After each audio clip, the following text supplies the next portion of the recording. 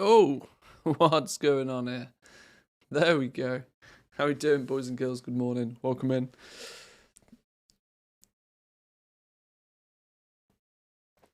Oh, it's going to be spreadsheet day today. I'm just warning people.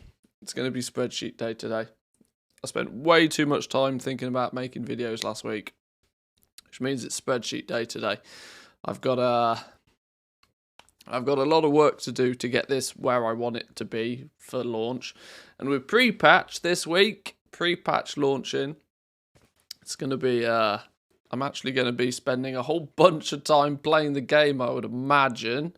Although, looking into what pre-patch actually offers, we're not getting much until, when's it? November the 15th, so we've still got plenty of time. Oh, but I hope everybody's well. I hope everybody's doing good. Had a good weekend. My main focus for today is to get this stupid global materials list in place. I want to have a tracker for every single material come Dragonflight. With the ability, it's really crucial for me to get this override ability in place, because I want people to be able to either put in a price if they say, right, for whatever reason, my Ceravite ore at quality 2 is 60 gold. Boom, big money. I want them to be able to put an override in, as we cannot, we cannot trust TSM market prices to be where we want them to be for a while. So, been playing again, doesn't seem to be too much to do pre-Dragonflight. Yeah, I mean, if you'd played Zereth Mortis at all and you'd kind of ticked that box, yeah, I mean, there's things to keep you occupied. There's always all the things for sure, but I can't remember the last time I'd properly played retail. I spent a few hours a week ago just finishing off some Torghast stuff, but that was about it.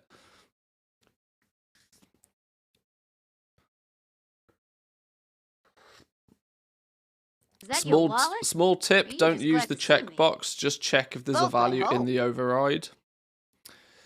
If people don't check the checkbox, they don't check the checkbox. Yeah, maybe. I've realised, although I'm an Aussie, I should probably be on a US server. Time zones work better for me. Could be a way. Could be. You seem to your schedule seems to be slightly different to many. Geeky Gecko, thank you for the tier 1 this morning. Welcome in. Good morning. Good morning. American raid times are midday for me. Does that work better for you? I don't know. Maybe. Haha, better for gold making. I suppose, yeah, considering if raiding is happening at midday, then you want to be semi-active on the auction house when that's a thing, I guess. I guess that makes sense. What I probably should do before I get too deep into this morning is I should probably jump in and have a little poke about. There's a few things I need to keep up with, really. I'm trying to get a good idea of just how frequently some of these knowledge gains are a thing. To do that, I've been running around trying to do some treasures, trying to do anything I can to gain knowledge on this fella. He's a leatherworker and skinner currently. And there doesn't seem to be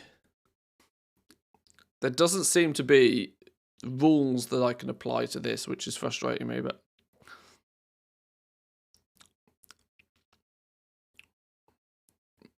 brother, good morning, welcome in, welcome.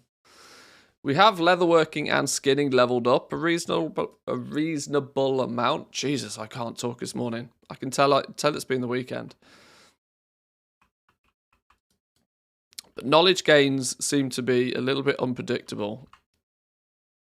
But I think this is a beta problem. I think that not everything is there. What I did start to see, actually, I wonder if it's on this character. There's a study of leather available again. There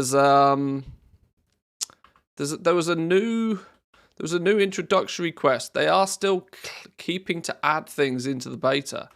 There's a new, what appears to be a level 70 intro quest to make sure that you've gone and said hi to all of the factions and that you've done the intro quests. You're on the right track. You know, it's all this hand-holding questing, which I think is needed, to be honest. Still don't have the beta, by the way. Seems like I might just not get it. It's really odd. I mean, you'd have thought by this point that if you'd put in an invite for beta, if you'd put in a opt-in for beta, you'd have it. It seems really odd that they're not just dishing it out to everybody like candy.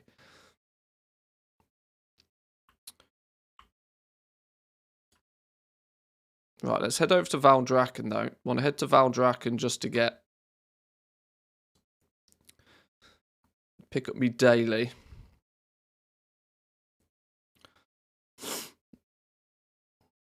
As a gel, thank you very much for the prime. Appreciate it. Welcome in.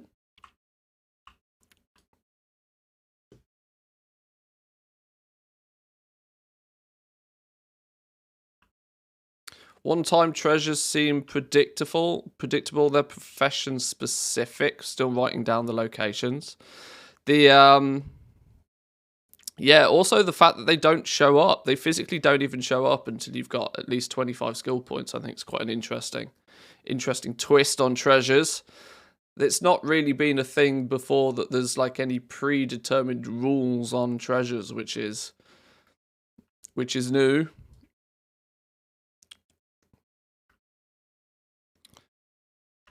Do I still have? Oh, what do we still got here? Oh, I've still got 2 of the quests. These may have been from the other day. Oh, I saw some people throwing out screenshots of work orders. Are these guys available yet? No, maybe they just yoinked screenshots from ages ago. I'm telling you now, if we don't get work orders this week, something's really up. Something's really fishy if we don't get crafting orders this week. Because we really should have had crafting orders by this point. Oh, hang on. What are you about? What are you about? Obtain building materials from local earth elementals. That's a Valdrakken quest.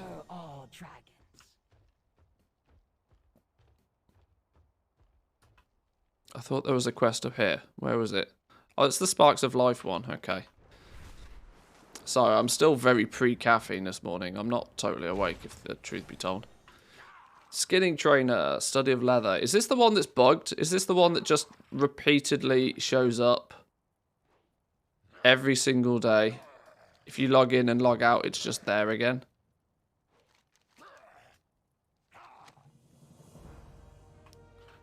If I log out and log in, is that going to show up again? Which it shouldn't do, by the way, just for reference. What's your opinion on the rank 3 crafting materials as a gold making option? From my understanding, the only way to get some of them will be through inspiration. The balancing, I was looking at this a little bit yesterday. There seems to have been, in the name of balance, presumably, it's almost like they've chopped off a level of the specializations. How can I eloquently explain this? You used to be able to overpower a recipe by just gaining more skill, and by overpowering it, it meant that you could then tone back on the quality of the materials that you needed. So say, for example, crafting something had a difficulty of 250, you could actually get 300, 350, 400 skill, which would mean that your level of skill far surpasses the need for higher quality materials. It's such meaning that you could then have so much skill that you could craft that item with only quality 1 materials. But they seem to have chopped that bit off. They've chopped that section off at all. Even if you min-max the crap out of your professions now, spend all of the spec points you possibly can, you can very rarely, overpower any single recipe. meaning that those rank 3 quality both materials and intermediate items are going to be in demand forever and a day if the system stays the same as it is on beta now. Yeah, this dude seems to be bugged. This dude seems to not have a quest completion tracker attached to him, meaning that you can repeatedly do this every day. It's marked as a daily quest for reference. If you look in Study of Leather, if we look in the quest log, in fact, it's even considered a weekly. It's got the weekly tag attached to it. They've all got the weekly tag attached to them now.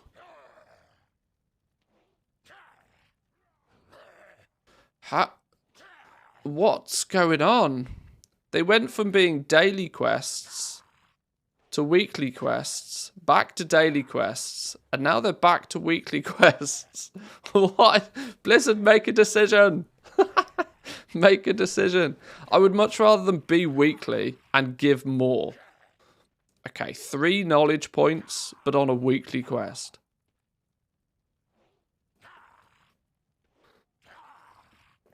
Okay. We are seemingly never going to be able to plan accordingly, are we? If they're weeklies... See, I would much prefer them being weeklies. I was really quite concerned that from day 1 of the expansion going live, I'm going to want to have to do a daily quest on every single one of my professions. Just doing nothing more than the daily quest just to get that knowledge for the day. Them going weekly is a much better, much better scenario for everybody. It means that you don't feel... You can take a day off occasionally.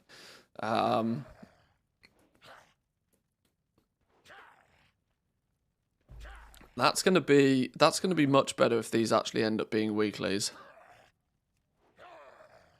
If out of curiosity, where are the quests in Valdrakken? And if I pick them up again, does it show them as weekly? I'm not gonna hand this in again today because I'm trying to track how, you know, how easy or how difficult it is to get skinning knowledge. If I cheese it and just get... Although, it might be the only way I can adequately test skinning, you know. Cheesing the knowledge might not be the worst thing, because then I can put... Oh, I don't know. No, it's not worth it, because then I actually have to skin the leather. Just make it a repeatable quest and cap the amount of knowledge you can get. Cap goes up on a server region-wide level. Done. They know the system works, use it. Fuck dailies and FOMO. Yeah, I mean, people's kickback on dailies and stuff now is pretty aggressive. I think they are slowly learning that... Is that your wallet? People will play the game. People will happily play the game. And they'll play the game a lot, but they want to play the game when it's convenient for them to play the game. The being forced into logging on every day thing is just gross. That was a Burning Crusade tactic to make you play the game more. We you know, it's 15 years on at this point. Okay, so if we can pick this up again. May your arrow always fly. Basilisk bus. Yeah, now it's got a weekly tag against it. That's much better, especially considering these weekly quests for some of the crafting professions are pretty gross. Some of them do take a good 20 minutes, half an hour. There's not a 100% drop rate. There was also the problem that when these were tagged as dailies, the time it would take for you to get the items needed was also gross, because when the game goes live, unless they hyperspawn, you can tell there'll just be 20 people all camping the same mob. Interesting. Have a good one. And then integrating a hyperspawn spot creates its own problems. Actually, there's good reasons from just a systems and design perspective to balancing things out over time. Happy Spreadsheet Day. Over gaming and Kahani with the tier 1s. Thank you very much, boys and girls. Appreciate it. Thank you. Happy Spreadsheet Day. It is going to be a bit of a spreadsheet day today. At least that's my aim anyway. People either play 0 hours a day, 1 to 2 hours a day, or 10-hour plus a day, and there's a few people in the grey areas in between. It's like so. The biggest frustration for me is that if you want to sit down at a weekend on a Saturday afternoon and play for 6 hours straight, you should be able to do that. And you should be able to then chip away at things that you hadn't done throughout the rest of the week.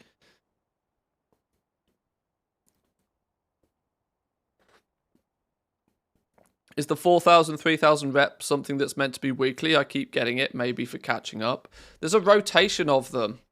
There's 2 or 3 different versions of it. Some which require different amount of reputations as others, and then some have these. Some is not just a fill the bar. There's one, for example, that I've got at the moment, which is also to lay siege to Dragonbane Keep. You can't complete these apparently until you're level 70 anyway, or maybe you can complete them pre-level 70. You just you won't be able to open your treasure box until 70. I don't know. It could also be a catch-up thing. It could be designed so that, you know, you can, if you miss a couple of weeks, then you can catch up a couple of weeks. It kind of makes sense.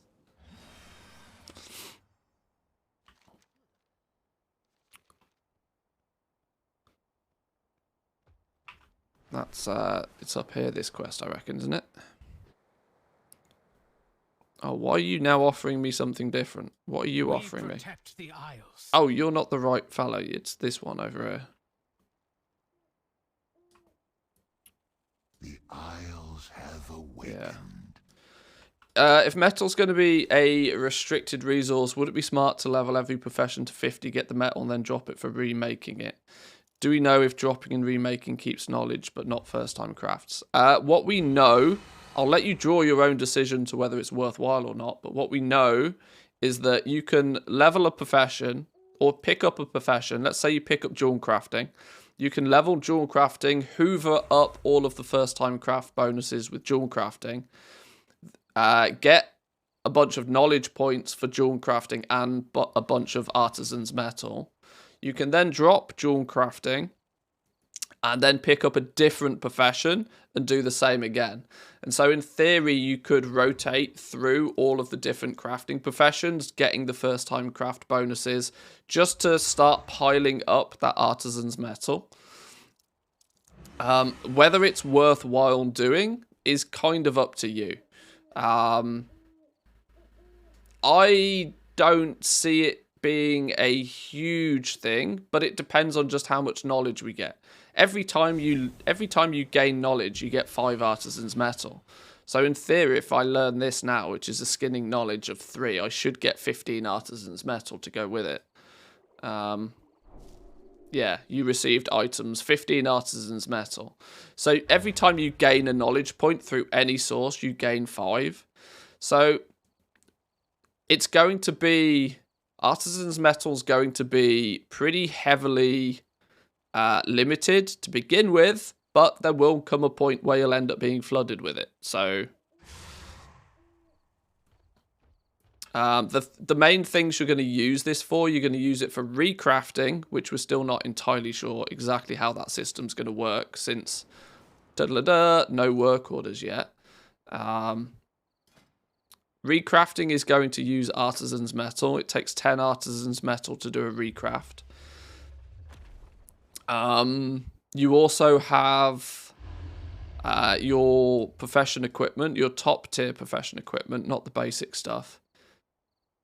Top tier profession equipment is going to be the biggest consumption of artisan's metal.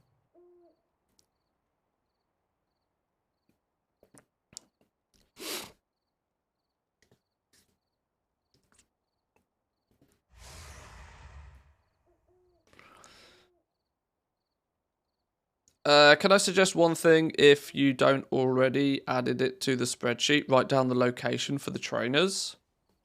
Valdrakken. Like, they're all here. They're all here. They're all here. There's no restriction from you getting to Valdrakken, even on a level 60 character. As soon as you've got... as soon as you've unlocked your dragon riding, you can pretty much get straight to Valdrakken. There are other profession trainers dotted around the world, but I can't be bothered to track all of those if I'm honest.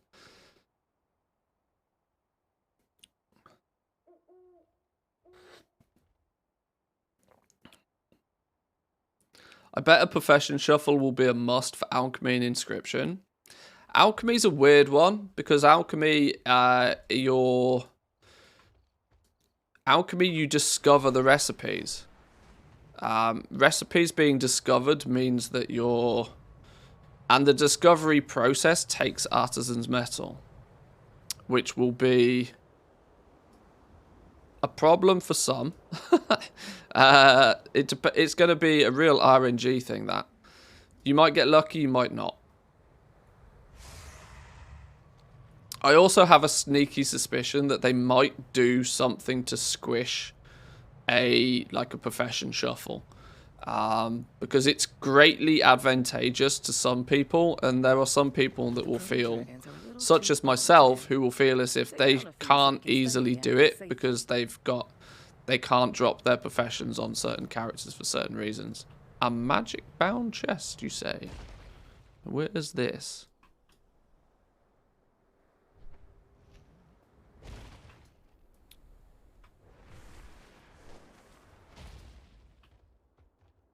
Where's this chest at? Yeah, I do have a sneaky suspicion that they might consider it a loophole and they might try and squish the loophole. Is there an entrance to a cave or something around here? Is it this one? Aha! In here.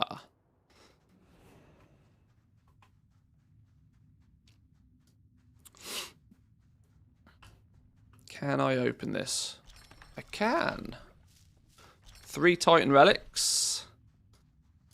This is going to be your life for the first few weeks of the expansion if you care about crafting. Running around hunting treasures. You're going to be... It's going to be quite an interesting one, you know. There is going to be the incentive to just straight up clean the map. And I mean fully clean the map. Every single world quest... This is only for those, you know, for the weird few who care about professions. But if you are looking to gain reputation with these factions quickly for the purpose of unlocking recipes, your incentive is very heavily to clean the map. Every world quest is going to give a bunch of reputation. You're going to want to do full lore master craziness, every single quest completed. You're going to want to fly around and pick up treasures to gain all of the artifacts. You're going to want to hand in those artifacts. You're going to want to do the hunts as frequently as possible. Or are you just glad to see me? Both, Literally a little bit of everything. It's going to be crazy. Barsgrim, welcome in. Thank you for the tier 1. Good morning to you.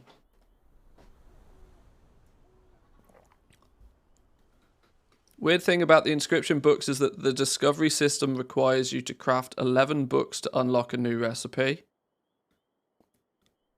But the thing is, these books are bind on pickup, and I believe you can't pre-craft and then fulfill a work order. Well,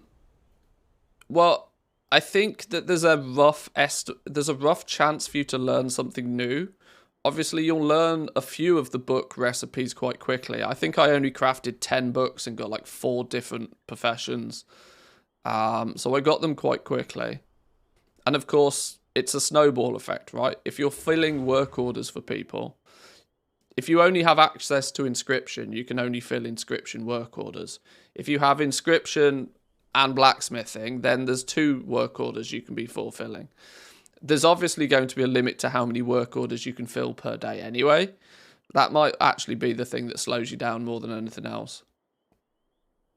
But, haha, once again, until we get work orders, we don't know. This is the thing. I wonder, I genuinely start to feel that Blizzard might be doing this deliberately. They genuinely might be just, you know, right, if we put the work orders out there, everybody's going to work out exactly how the system works before the game goes live. I wouldn't suspect Blizzard to hold something back just so that, you know, people don't test it. But I mean, the only times they've ever done that is like with end mythic raid bosses. Are they considering the work order system as important as an end of tier mythic boss? I don't think so. Which leaves only one other possibility, doesn't it, really? That the system's shit and they don't want to show people.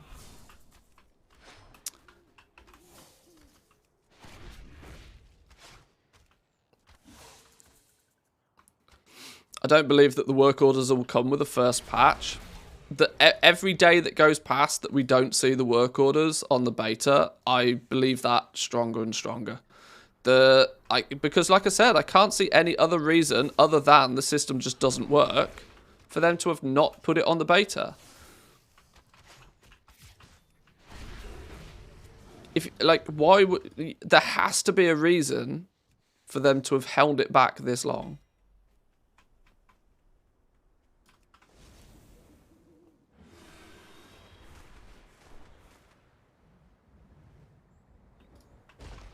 Maybe I just need to do an almost daily video.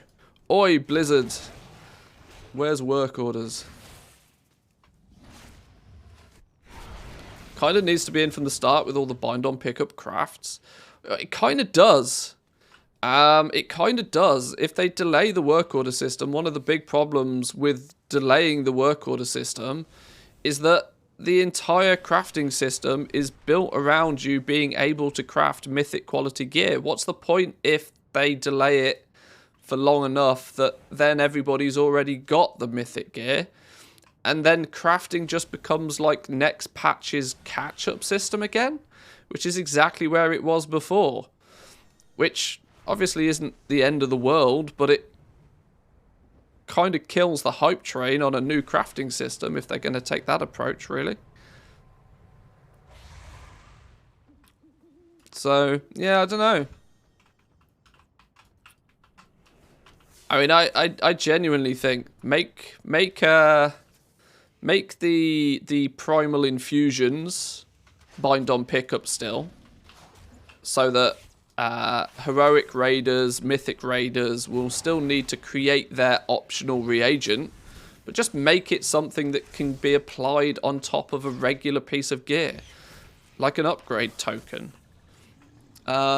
Similar in nature to how they did in 8.3 with the legendary cloaks at the end of Battle for Azeroth.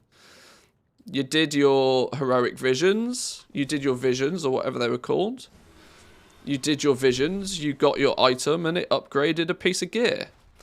Very similar to how Valor works. You have an item, and you can upgrade it, if you have the currency to do so. Let crafters make the gear. Crafters can still do their whole quality thing. The problem is, though, is if the crafters are not the one using the optional reagents, it requires quite an aggressive rebalance of how crafting works. Simply because it's designed so that you need, every time you use a heroic or a mythic item level upgrade, it jacks up the difficulty to make it more challenging for crafters to make both higher item level and high quality. This is probably the only reason to why they're sticking to their guns with a work order system, is that it's too much like hard work to undo everything that they've already done. We'll see. We'll see. I'm skeptical, though. Aren't the diamonds bind on pickup? The crafted epic gems, yeah, they're bind on pickup as well. That's a really easy fix. Just make them bind on equip. The materials are bind on equip. There's no reason for a commodity to be bind on pickup like that. That's a real easy fix.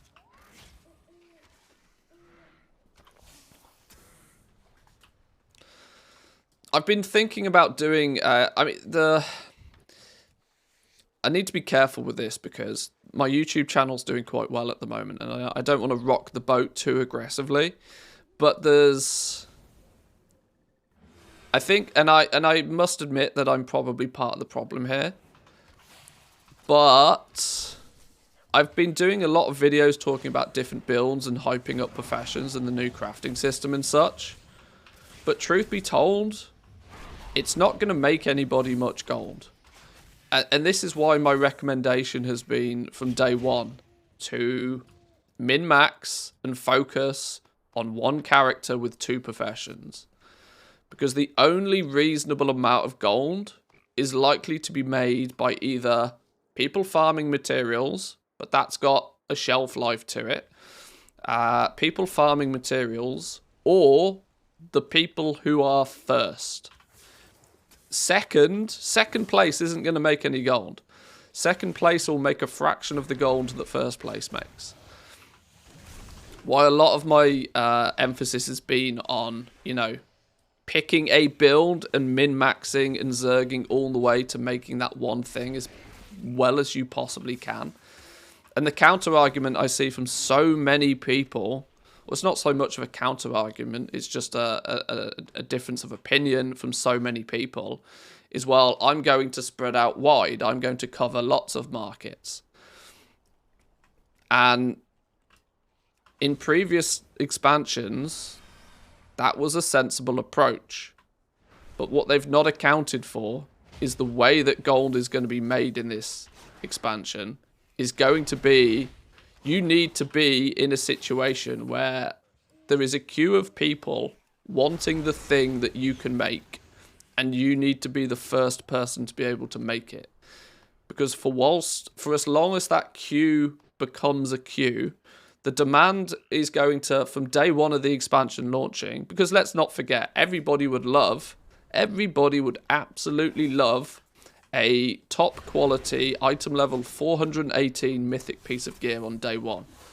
They'd love it, right? Given the option, yeah, I'll have a mythic piece of crafted gear day one, but it's not going to happen, obviously. But what is going to happen is that the orders will start stacking up for those, and you'll start seeing work orders being placed by people for items that physically don't exist yet. Because it's, how are they to know that crafters can't make it yet? You want to have your work order in there so that when a crafter does and is able to make it, you're, you know, first in the queue, so that you get your item nice and quickly. That's where the gold is to be made. The gold is fulfilling those very, very early orders for things, where people are desperate for the item, and it's those people who are willing to spend the big bucks. After that, soon as the system flips on its head, so that you've got 5 crafters just waiting for an order to come in, somebody's going to place an order with 1 gold on it, and there'll be somebody ready to press the button because it gives them a skill up. Ultimately meaning that there will be 0 to negative gold to be made in some cases if you're not first to market. And I found it really difficult so far to try and get that information across without sounding too sort of elitist. But it's simply a byproduct of the way that the crafting system is changing in Dragonflight. You probably know the video will do well and are holding it off until the closer to Dragonflight. But make a video with that, what people can and should do in the first week. Obviously, if I was hunting for views on YouTube, yeah, I'd hold videos like that back. Although I also know how YouTube works, and I know holding stuff back is never the right decision. K-Check, I'm looking at you, by the way. The best people who choose to not pay attention until the expansion's already live, until it's already a thing. Truth be told, they're already too late. Because like I said, the goal, let me clarify here. The good gold will be made by those that are first. Even if you are second, you'll be able to craft things and sell them for a small profit. But it will be that. It will be small. Small relative to the gold that the first person made. That small amount of gold, though, to some players will be a substantial amount of gold. You've got to keep things in perspective. But what I also know is that there are people that are going to come out the back of Shadowlands, which was, or I mean, I suppose technically still is until until Dragonflight launches. But technically, Shadowlands was an incredible expansion for crafting and making gold via crafting. Actually bonkers level crazy. If you were ahead of the game with Crafter's Marks every single patch, if you were ahead of the game with Legendaries, it was an incredible expansion for making gold via crafting. Dragonflight is not going to be anywhere even remotely close to that in terms of how much gold you can make. Not even close. Farming, unfortunately, will be the optimal method of making gold. And the worst thing is, for a lot of people, is it will be the only way to make gold, which is actually what's going to push it down very, very quickly. No mission tables. Excuse me. No mission tables. No, seemingly at this point, at least anyway, no equivalent calling type system. No incentive to go out and do world quests over and above the rewards that they offer and the reputation that they offer. Because let's be honest, people would not have done anywhere near as many work orders if it wasn't for the fact that they were actually trying to complete a calling, because it gave a box of 1,500 gold. That was the main reason people were doing world quests, not because the world quests themselves were fun or engaging. It was a stepping stone to getting a box with 1,500 gold in it. That was the reality of it. If they don't do an equivalent system in Dragonflight, the actual sources for gold are going to be... they're going to dry up for a lot of players. And I knew full well that there was going to be a couple of byproducts of the work order system and the... What is this frog? Oh, it's a pet. Okay. The 9.2.7 region-wide auction house, in combination with a work order system, was practically going to mean that the real gold, the substantial amount of gold, the pay for game time and play the game for free level gold, is realistically going to come from just auction house manipulation and flipping. It is the honest truth. Because the only other viable alternative for most people will be gathering. And there's a downside to everybody wanting to gather, that there's not actually a huge demand for materials. This is what I think also people haven't quite accounted for just yet. Shadowlands, because it was a really good expansion for making gold, was in turn a really, really good expansion for farmers, because there was constantly a demand for materials. Whether it be, I mean, herbs are always in somewhat of a demand because of alchemy, but ore has not seen such high demand in an expansion, I think, ever than what it did in Shadowlands. Now, that demand for materials is just not going to exist in Dragonflight, because there won't be crafters buying up disgusting quantities of materials to either level up legendary crafting or to craft legendaries in and of themselves. Because nobody will realistically need more than a handful of materials until they have an order to fill. There's no pre-crafting. And without any pre-crafting, there's no speculative buying.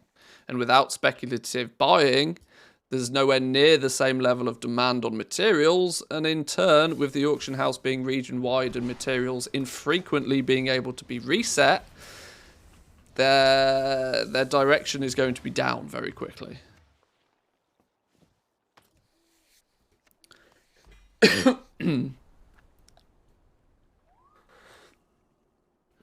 Have I got these basilisk things yet? I've got 13 of them. I need more. Still not a peep on work orders, though. No, not a peep. Not a peep.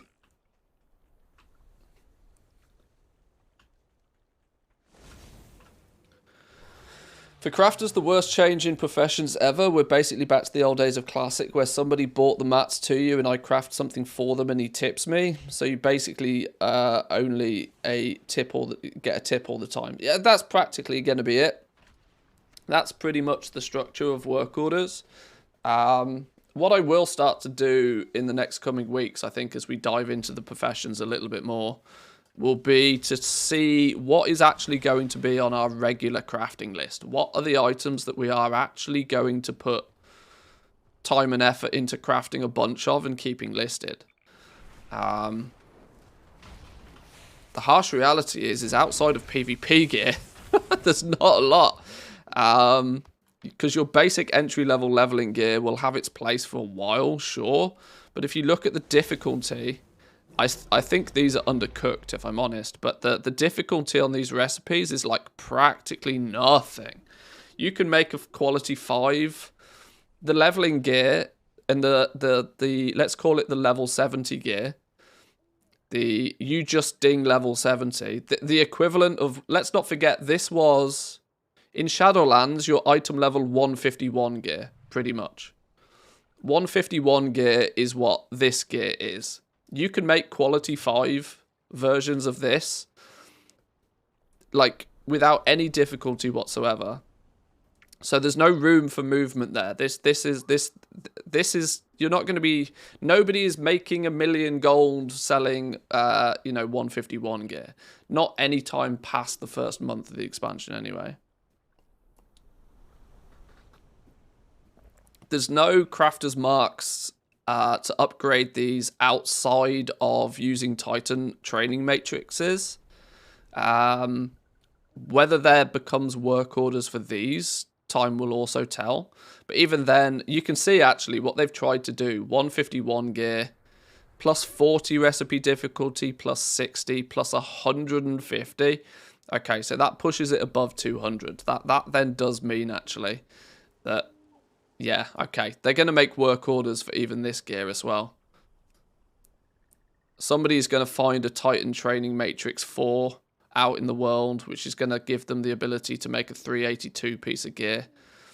Which 382, as you ding 70, that's a 382 piece of gear is the equivalent of a 168 Crafter's Mark II Venari piece of gear. For those with past experience from Shadowlands.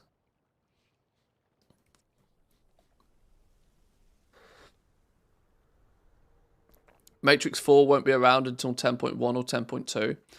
I don't think so. I think these are going to be in the game very quickly. I don't think these are going to be post-patch numbers because the numbers are too small. Unless it's a similar thing to where these will become the crafter's marks and they're just going to whip these out of the game before the game goes live, leaving us only Matrix 1 and 2. That would and then rebalance these difficulties and item levels in further patches. That's very true. But based upon what they look like right now, they're itemized currently to be in the game from day one. Although the difficulty probably doesn't represent that very well, but...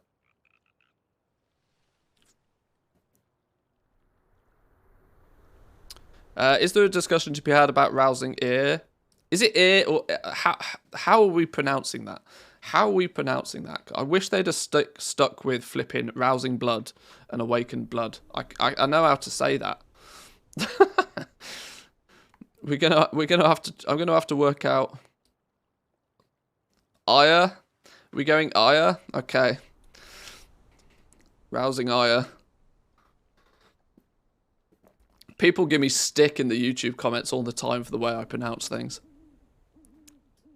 It's because I'm a dumb, poorly educated Brit. we don't know things like this. Or I don't, at least.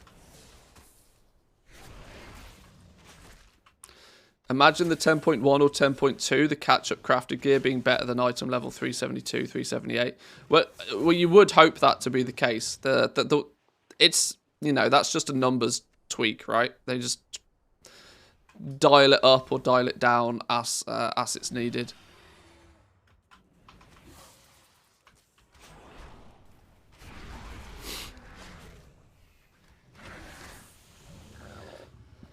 One thing I would say, talking about the rousing and the awakened ire, is that because it's a... I actually quite like this. I should... this might actually end up being a topic for a video at some point. The fact that it's PvPers for years, absolutely years, PvPers have been absolutely screaming out for a way to make some gold. Because their activity of choice, primarily, is not super lucrative from a gold perspective. So much so that in past, you know, I don't even think if you get killed in PvP, you have repair costs. Because PvPers couldn't even afford the repair bills. There's never really been a good way to make gold with PvP. This time round, though, because the rousing and the awakened ire can only be gathered whilst in war mode, it does present an opportunity for PvPers to actually make some steady gold through gathering it and farming it, because this is also going to be one of the only markets where crafters can do what they love, which is craft a bunch of stuff and post it on the auction house. The PvP sets, can I showcase them here? Where's the PvP sets? Here we go. The PvP set, initially you get it from just doing PvP, plus the recipes themselves will be listable on the auction house, which is a double good thing for PvPers, right? They'll get these patterns and then they'll be able to sell the patterns to make some gold. I, as a crafter who doesn't particularly do much PvP, will probably choose to buy the pattern off the auction house because allow doing PvP. I'll probably buy the patterns off the auction house, giving those PvPers a bit of gold in the first place. Then, on top of that, if I want to be crafting in furious scales to make all of these bits and pieces, every single one of these requires either Infurious Hide or Infurious Scales. If I want to be crafting these, I then need Awakened Ire to craft them. So there's going to be a constant demand by crafters to get these materials, which are only found via PvP. Which I think is quite a cool little way for PvPers to actually, you know, in between arena queues, in between RBGs, whatever it is they're doing, they can be flying around doing some herbalism and mining. God's honest truth is the professions that they choose are probably not going to be herbalism and mining. They're more likely to want engineering or something, but you know, that's their choice. The point is that they have a nice little way. If you're fully decked out in PvP gear and you're actually reasonably good at PvP, you should be able to now also have a method of making a reasonable amount of gold, which PvPers haven't had for a long time. The entry-level PvP gear isn't too bad, and I imagine that rated solo shuffle might also increase participation a bit. Oh, it clearly will. It clearly will. It clearly will, and it will put a bit of a demand on this gear. That will in turn probably also trigger a demand for missives, because what we do know more than anything else is PvPers do love to min-max their stats very aggressively, almost more aggressively than raiders from what I tend to see. So the demand for certain items of this with very specific stats on it might become a thing. The difficulty rating of these, is it 120 for everything? Okay, the difficulty rating is not ridiculous. And once again, it's going to be that if you spec into leather or armor crafting, why am I inherently better at making some of it than I am others? What's going on there? Why have I got 71 skill making... Where am I getting that plus 15 from? 56 plus 15 on the leather. Oh, it's probably because of the materials. Sorry, that could be why. Yeah. Yeah, okay, it is the same. That was me forgetting that materials are a thing.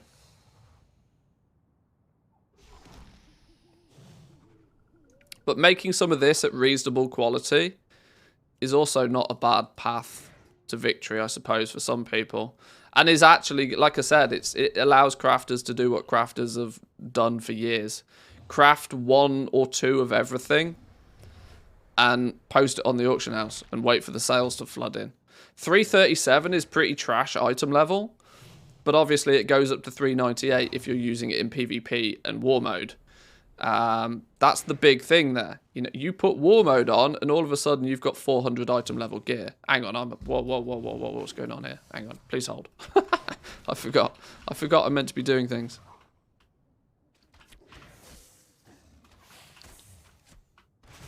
You might tend to find, just because if you switch war mode on and you have, you switch war mode on and you have 400 item level all of a sudden, that it might be an incentive for people to put war mode on just generally.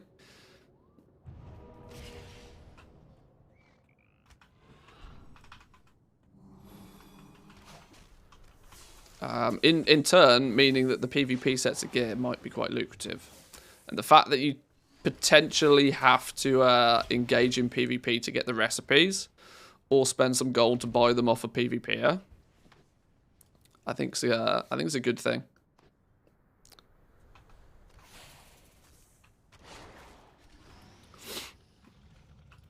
I think that's going on my list of videos for this week, actually. That's an interesting topic, I reckon. One that we can investigate more. What's the date today? Is it the 24th?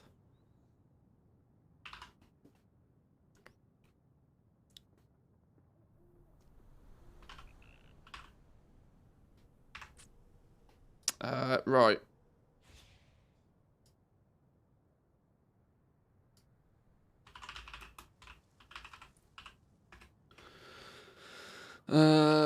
PvP can finally make you rich.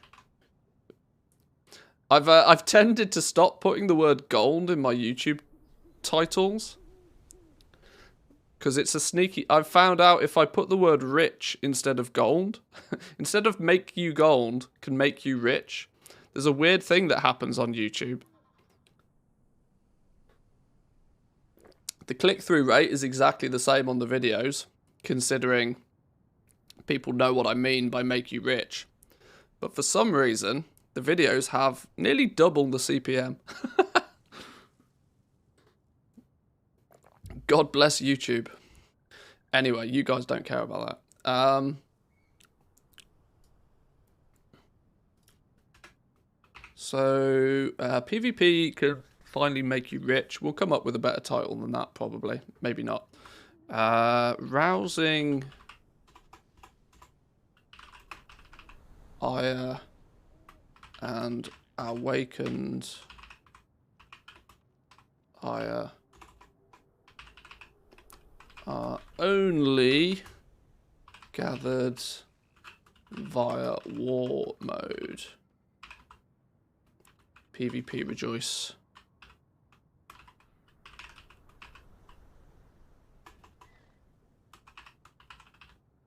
Boom. The grand hunt is about to begin. Ever thought about streaming on YouTube instead? Prove yourself worthy. If I was a larger content creator, yeah, if I was to be in a position where financially I wasn't reliant on income I generate from Twitch, I would probably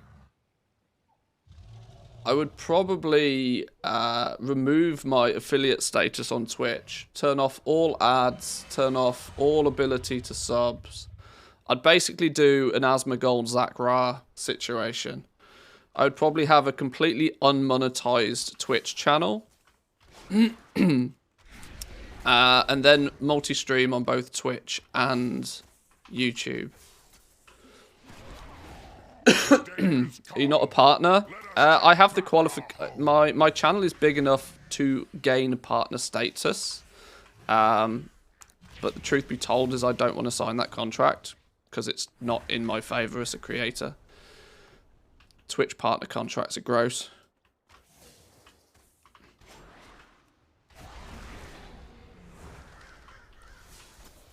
But that's it's definitely something that I've considered. The fact that Twitch do not allow you to multi-stream is offensive to creators, in my opinion, since they are actively choosing to hinder your discoverability and growth as a creator, entirely for their own greed. And the irony is that they did it to promote growth of their own platform, and now their platform is grown to a point where they can't financially support it, and they're going in the shitter. So we'll see how long it lasts. See how long Twitch lasts, but.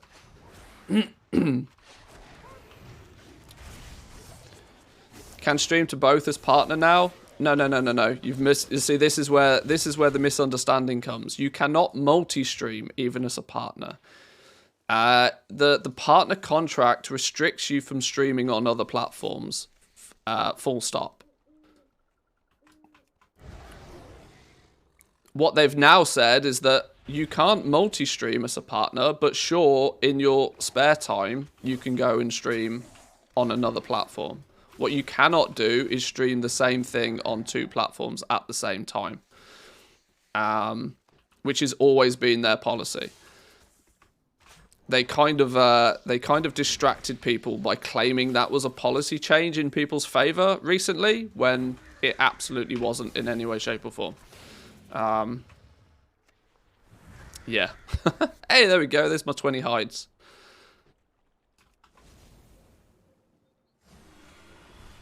Yeah, they're remarkably sneaky. This is why I've not signed the partner contract. I have enough concurrent viewers. I have enough watch time. I stream for long enough to technically become a partner on Twitch. But the benefits for me do not outweigh the negatives.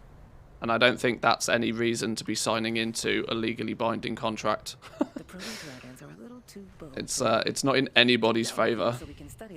As a partner, on Twitch, they would then start to enforce greater ad density, sweet profit together. which I'm not particularly a fan of doing. I play just enough ads so that there's no pre-rolls. So the bare minimum amount of ads I can get away with without there being pre-rolls on the stream. Once you become a partner, they incentivize you aggressively to play more ads. You are then also restricted in many ways in terms of where you can actually stream and where you can broadcast your content. So, from my point of view, why the hell would I sign that contract?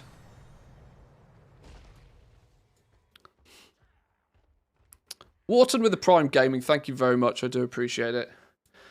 You, I did see your message about how do I use Amazon Prime, but I was deep in rant mode. But thank you very much. I'm glad you worked it out.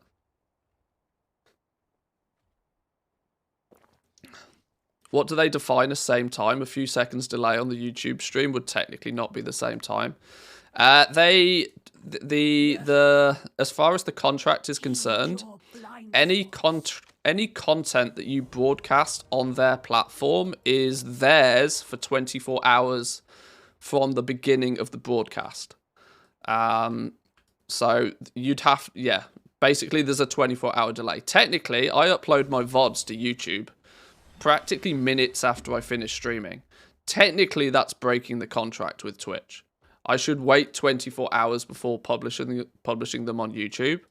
But I and every other creator just straight up doesn't care about that. And Twitch has never, ever, ever enforced the rule. But that's not really good practice, you know?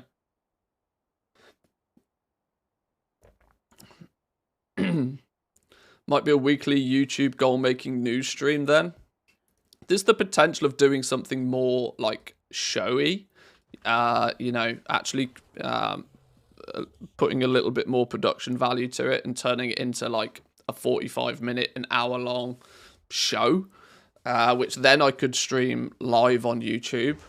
The downside of that, though, is that the discoverability for YouTube streaming generally is not adequate enough to support content like that currently.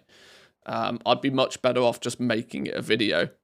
So, it's a bit of a weird one. Given the choice, though, I would absolutely love to stream on both platforms at the same time. But, you know, Twitch does Twitch things. And like I started the conversation with, if I was a larger content creator and my monthly revenue from doing this was enough for me to forego the revenue I get from Twitch, I don't treat Twitch as like a job or as like part of my, but there's no denying it does account for a percentage of my monthly revenue, which is not terrible. I'm not financially able to just switch that off for the purpose of multi-streaming at the moment, unfortunately.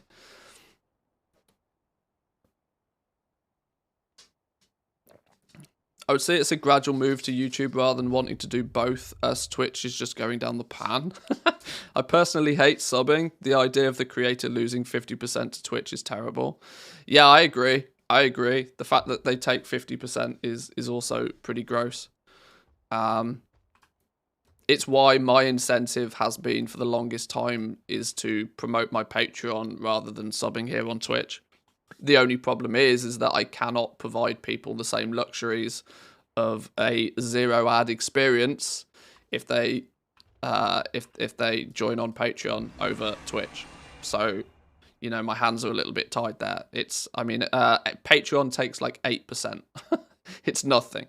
If you sub to me on Patreon for $5 a month, I get about €4.20 of that.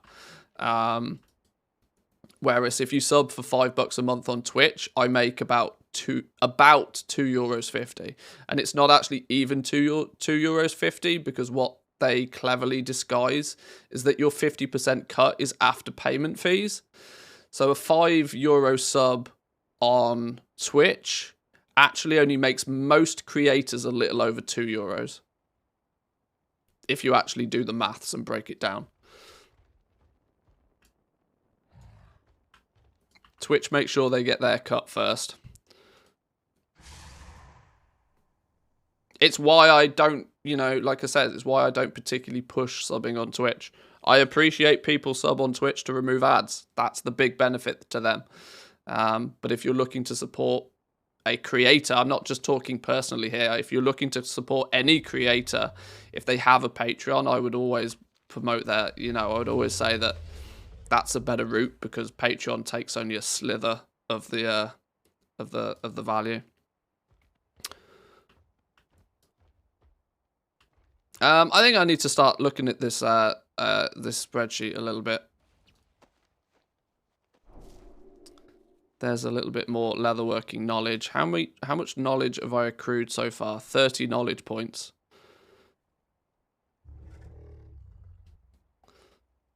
Had to sub on both because the ads were interrupting important stuff.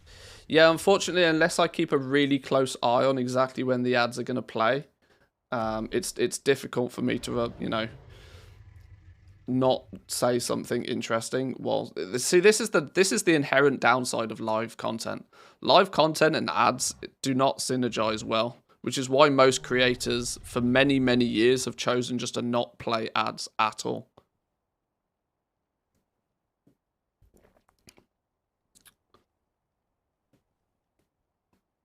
Without seeing the work order system, do you think that professions which primarily use work orders or professions which create commodities and primarily use the auction house will be more profitable? Your gold will be made via the auction house. For sure, the lion's share of the gold you make will be on the auction house still. That's not changing. That's definitely not going to change. If you can tap into the commodity market, and you can tap into the commodity market nice and quickly, you'll probably make far more gold than those people, you know, scouting for work orders. The work order system is not going to be particularly lucrative for crafters, as all of the chips are in, you know, the scale is very heavily tipped towards the to the buyers, when the fact that the buyer can walk up and they can place a tip and they can provide some of the material. Like, if it goes ahead the way that they've advertised, crafters are probably not going to make a huge amount of gold off it at all. Probably not a lot at all.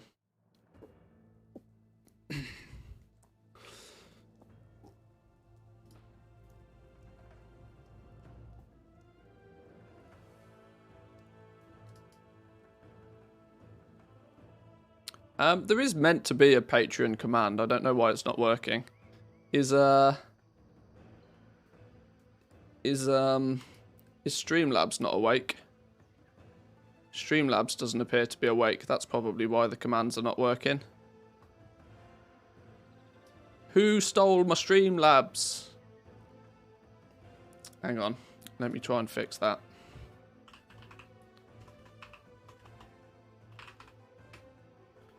Why do you have so many hunters? This is just on the. This is on the max level realm.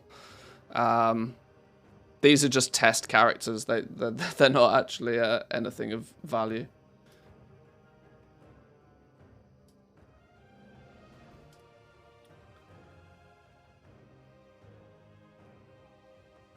How do I access the Dragonflight cheat sheet? It's pinned. It's got its own channel in Discord. Make sure your Twitch is synced to your Discord, and the bot in Discord will sort it all out automatically. Where's Cloudbot? Where's he gone? Where's he gone?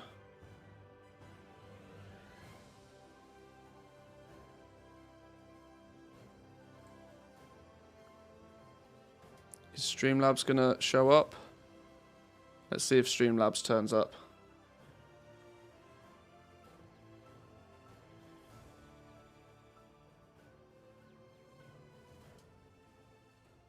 Well, we'll see. We'll see.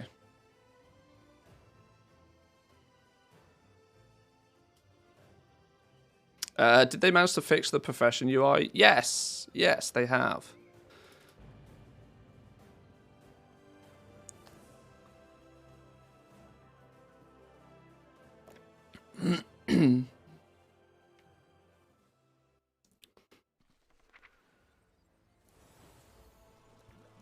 Right, so what I actually want to do is I want to start tracking some materials, getting a list together, getting this page working up to snuff.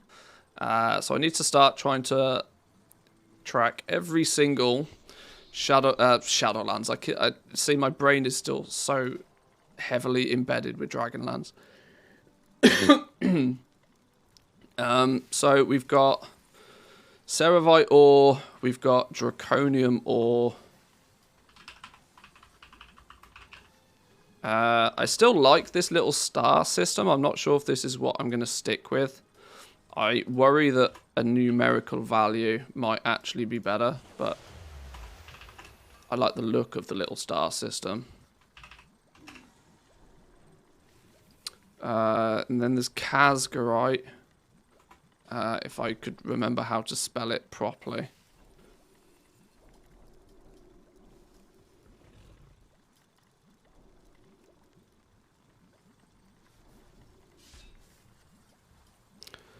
Kazgarite.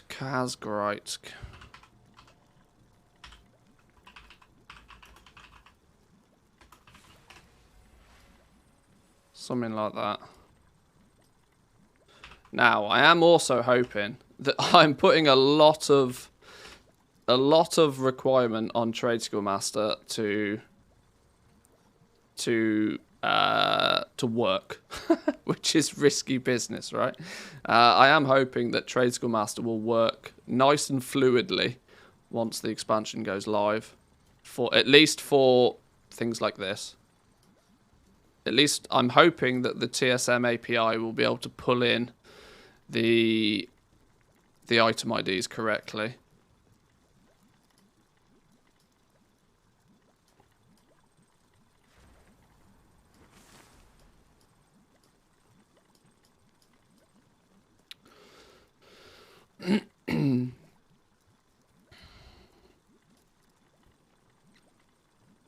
Just realised I don't think I actually said good morning yet, so here goes. Good morning, Manthias. Boys and girls, how are we all doing today? Intermedia, thank you very much for the good mornings. Welcome in. I hope you're well. I'm good. Caffeine is slowly kicking in. I'm getting into spreadsheet mode. Is the spreadsheet going to be public when Dragonflight launches? I'm going to be honest, I haven't decided.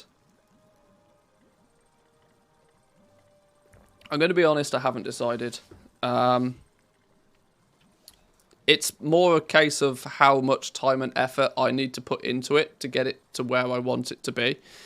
My Shadowlands cheat sheet was something that I was quite quickly able to just knock up before Shadowlands launched, and there was not really any form of maintenance to it at all, apart from little odd things here and there. If the truth be told, as if I want to turn it into something that's a little bit more special and can do a little bit more fancy stuff, I'm going to have to dedicate more time to it. And if I have to start dedicating more time to it, then that's going to be at the cost of doing something else. So we'll see. Have I decided which starting professions you're going to choose? Leatherworking and jewel crafting. I'm a leatherworker and jewel crafter for life. Mainly because my hunter on retail has had those two professions for over a decade now. And as I'm a bit of a collector, there is no way I am dropping those on any character. Not a chance. Not a chance. Will you make an overview video where you talk about the new materials, where to get them, who uses them, and what, and so on? Yeah, closer to live. There's no point me really putting out anything too much like that early days, because it makes a lot of sense for you to pair up. This is a material, and this is where you get it from. Sort of farming-esque videos. That sort of stuff. There's no point me doing it before the game goes live, because it'll be dead and buried before the game goes live if I put it out now. But I have plans to do stuff like that. I have plans to do lots of stuff. It's just, you know, there's only so many hours in the day, and I am only one person, so we'll see how long. See how much I get done.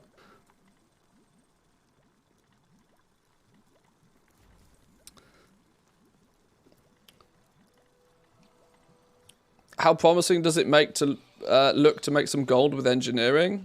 Engineering's in the same place as it always is. It's a utility profession. It's not a gold making profession. There's a few cool bits and pieces in there for sure. But the reality of it is that it's probably not going to be super top tier in any way, shape or form. A lot of the cool stuff that you make then can only be used by engineers, and so most engineers will craft it themselves. There'll be no real... Engineering is not much different to how it always is. You pick engineering for its utility. You don't pick engineering for its gold making. If they added a new mount, though, that would make a big difference, but they haven't.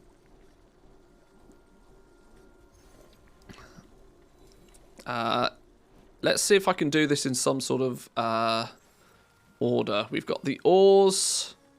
Do I want to... How...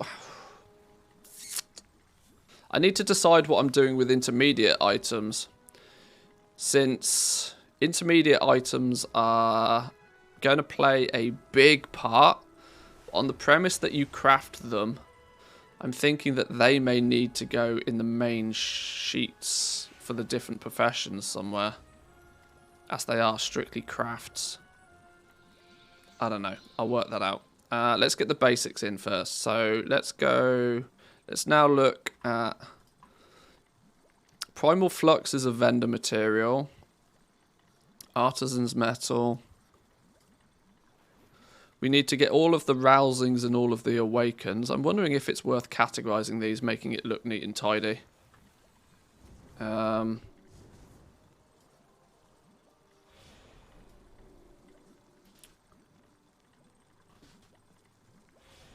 There should be some order to this, because if people are coming in here to put overrides in, it's going to need to look somewhat neat and tidy. Let's just get the stuff in first, and then we'll work it out. Hocken Bloom.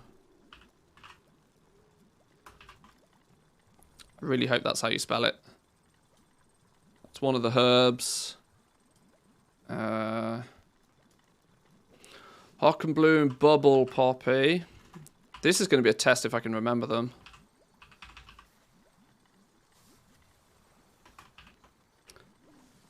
Hockenbloom, Bubble Poppy. Saxifrage.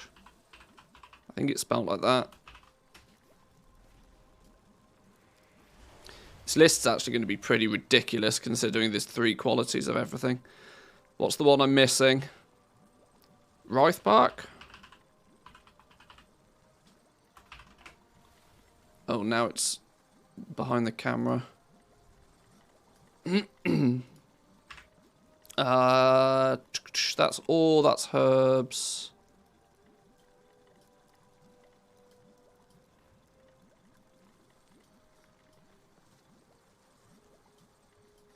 Oh, I didn't mean for them all to be ticked.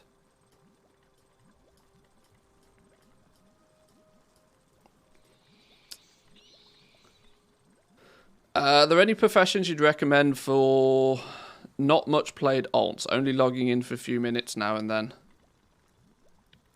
The reality is if you're not actively playing with the professions on those characters, they're really not going to be able to do much of anything. The entire Dragonflight crafting system is designed to make you better, the more you play with that profession. So arguably, if you don't really play an alt all that much, there's not much value to having professions on them. Is that your wallet? Or are you just Not glad for to see me? Dragonflight, anyway. Both, I hope. Lil Chuck, thank you very much for the Prime Gaming. Appreciate it. Welcome in. Welcome, welcome.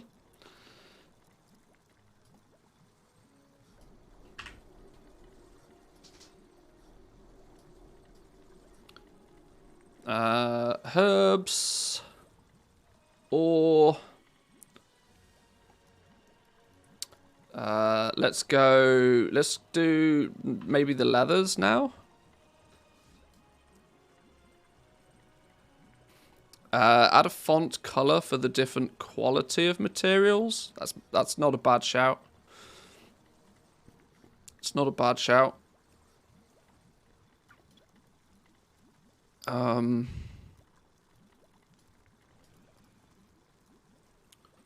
definitely gonna miss something. Let's get the leather in. Resilient leather.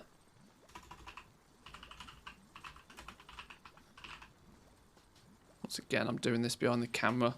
Resilient leather. That does have quality on it. We have resilient leather. We have... Oh, flippity doodah. I can't remember the names of all of these. Something scale, isn't it? That's why I logged onto this character, so I can quickly... resilient leather... Is it lustrous scale? No, it's lustrous scaled hide. Adamant scales.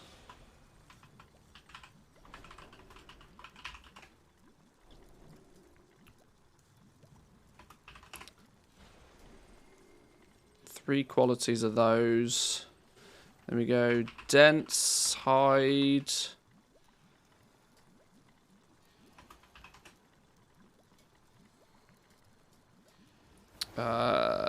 Lustrous.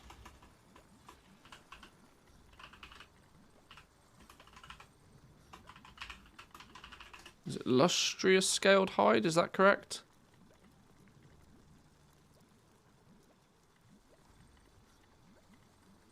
Lustrous scaled hide, yeah. Three qualities of that. Oh, then we've got all of the little scratty... the little scratty leatherworking ones. There's like 6 or 7 of them, isn't there? There's a lot of leatherwork. There's a lot of skinning materials.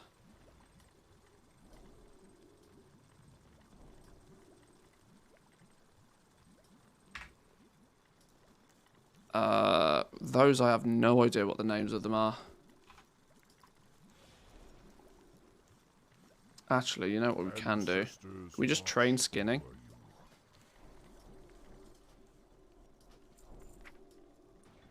And then we should get the skinning journal, right?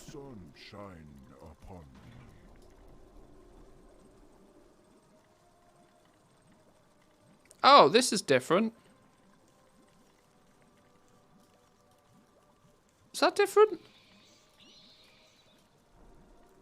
Oh, they've just put this at the top here now. Okay, sure, whatever. Oh, here we go. Wind song plumage.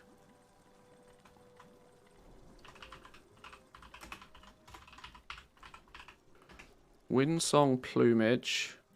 We have pristine Vorquin horn.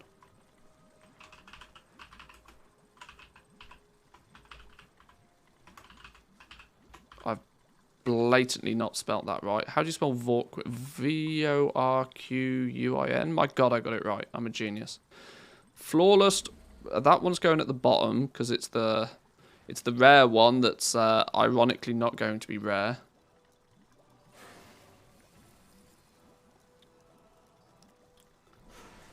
Sucks the way many of the recipes are tied behind endgame content.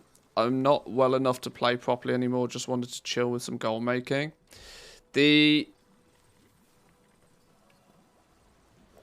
that's one of those... that's a 50-50 situation. Because I understand your perspective, but it also means that little bit of a barrier to entry means that those that do what's necessary to get the pattern usually are then able to do something profitable with that pattern for a reasonable amount of time. I mean, look at Shadowlands, for example. The heavy armor kits in Shadowlands were pretty much profitable for most people for the majority of the expansion. Simply for one reason, that to get the pattern, you had to be honored with somebody. I think it was Night Fae, or the faction in Ardenweld, whatever they are. That tiny little barrier to entry to the profession meant that not everybody had it, and not everybody was crafting and trying to sell it. Meaning that those that did have it had a lot less competition. So I'm firmly in the camp of I don't mind things like that being behind a little bit of a rep grind. What I'm not so much a fan of is the fact that they decided to just over double the amount of reputation needed for each renown level, which annoyed me. It annoyed me quite a lot. This is a good point. Why am I not just looking at the test vendors for all of this? I should just be looking at the test vendors. This would make my life much easier, wouldn't it?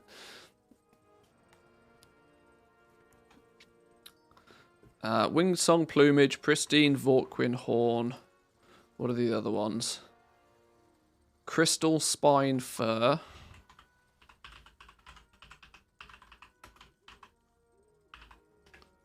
Crystal Spine Fur. Salamantha Scales.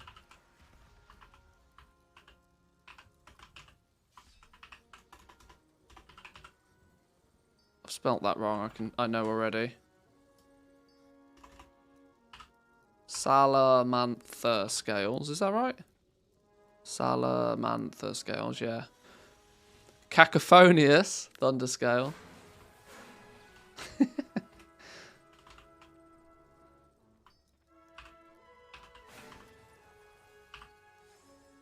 Is that how you spell it? Cacophonous.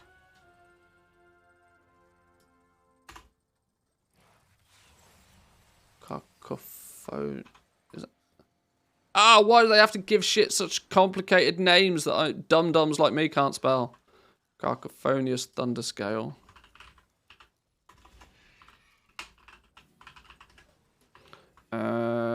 Fire infused. Jesus, how many of these intermediate ones are there? Fire infused hide.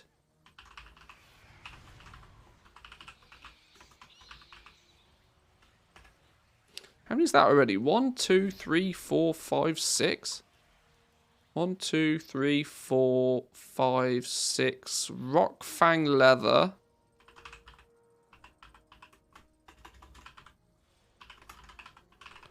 I mean, there's literally 8 farming videos just with these items alone. And this is what I think that some content creators are holding back on. I'm almost certain that K-Chak is going to just splurge 50 farming videos on his channel in one day just to break YouTube.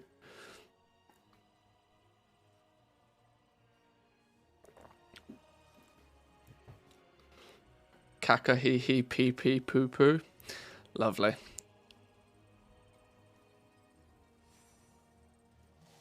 I know it's not a lot, but it's a good start. Just completing a zone worth of quests can get you 5 or 6 renown, so it's a good start.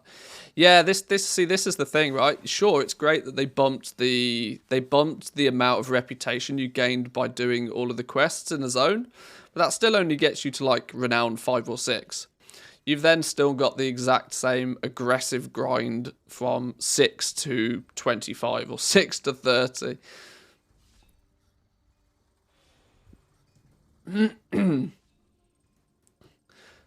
Thinking of leveling 2 accounts at the same time to farm fabrics and BOEs, but I heard that playing multi-box is prohibited. Is it true? No, you can have as many accounts as you want running simultaneously, but what you cannot do is use hardware or software to control them simultaneously. You will need to independently play each account. The technical term is there's no broadcasting software or hardware may be used. So you can tab between them and do things on each of them at the same time if you wish. It inherently makes multi-boxing remarkably difficult, but it's not strictly prohibited. It makes it so that it's severely less valuable than what most people would assume it would be.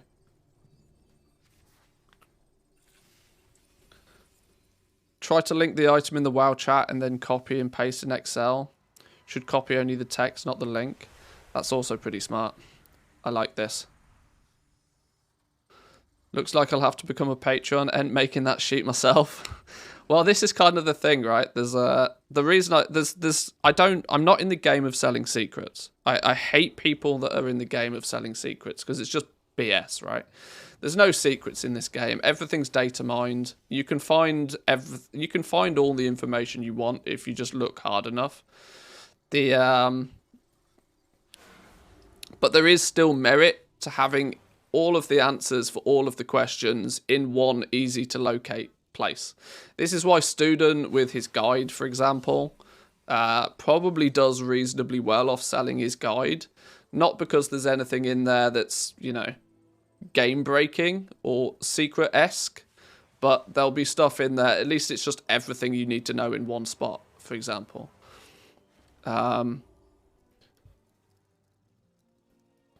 There's a very fine line between just providing convenience to people. You can sell convenience to people. I've got no issues with selling convenience.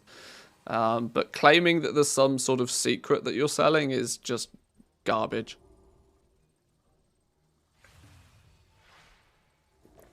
There's nothing that's going to be in this spreadsheet, whether I choose to make it public or not. There's nothing that's going to be in this spreadsheet that probably I won't make into a YouTube video at some point anyway, so.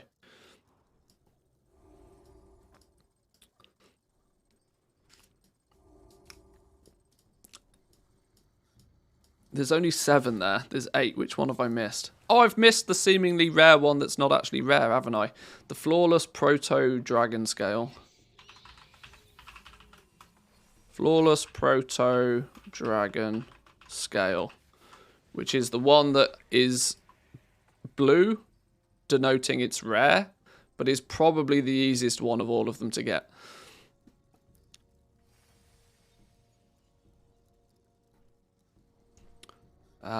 There's no quality on these, though, at least, which is clearly a benefit. I do not need quality on these. So this then becomes my question. With all of these intermediate items, where you take dense hide and you throw, you know, if you take leatherworking and you, what does this character actually have?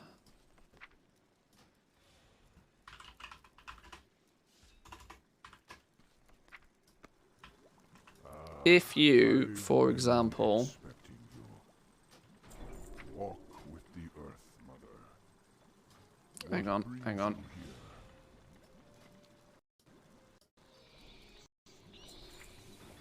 We shall meet again.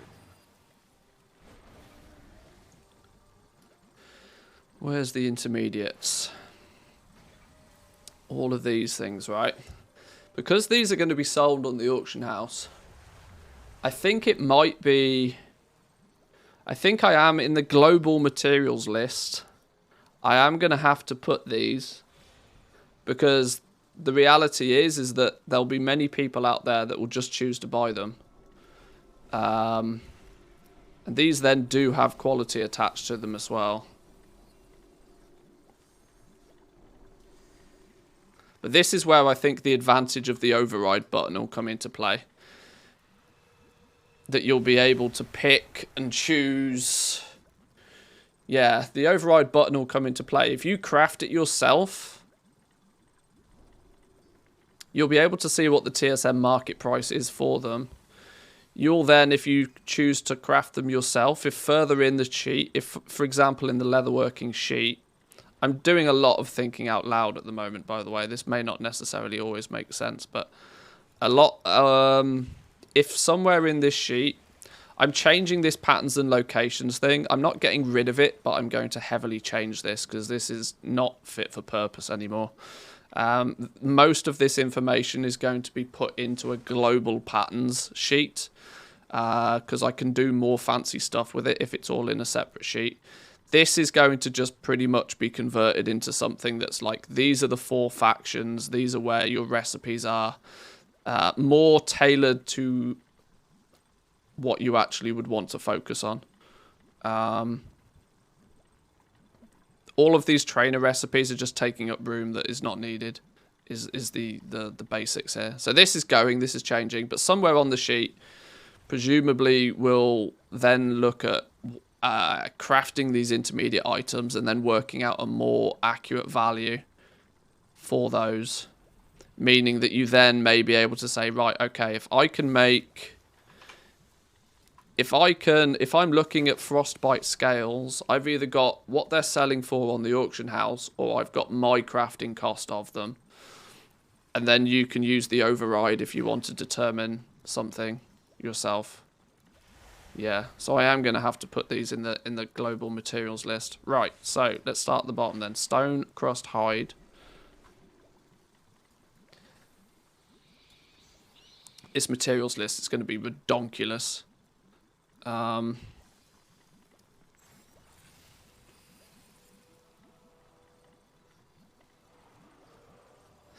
Basic materials in one list. Hello there. Intermediates in a second list. Ooh. That's going to make things look neater and tidier, isn't it? If we then were to go buff...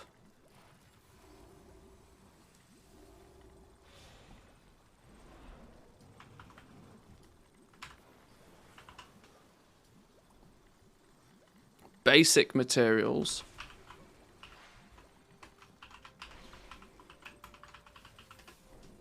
Intermediate materials.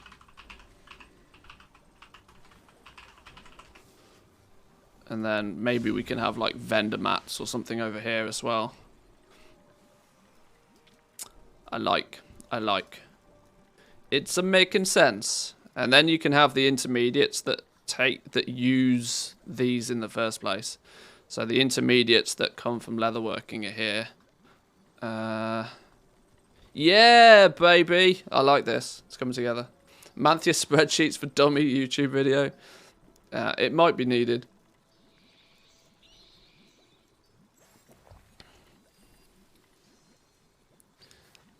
I'm not student's dad, but that is something that triggers me AF when people go, oh, but everything is on YouTube for free.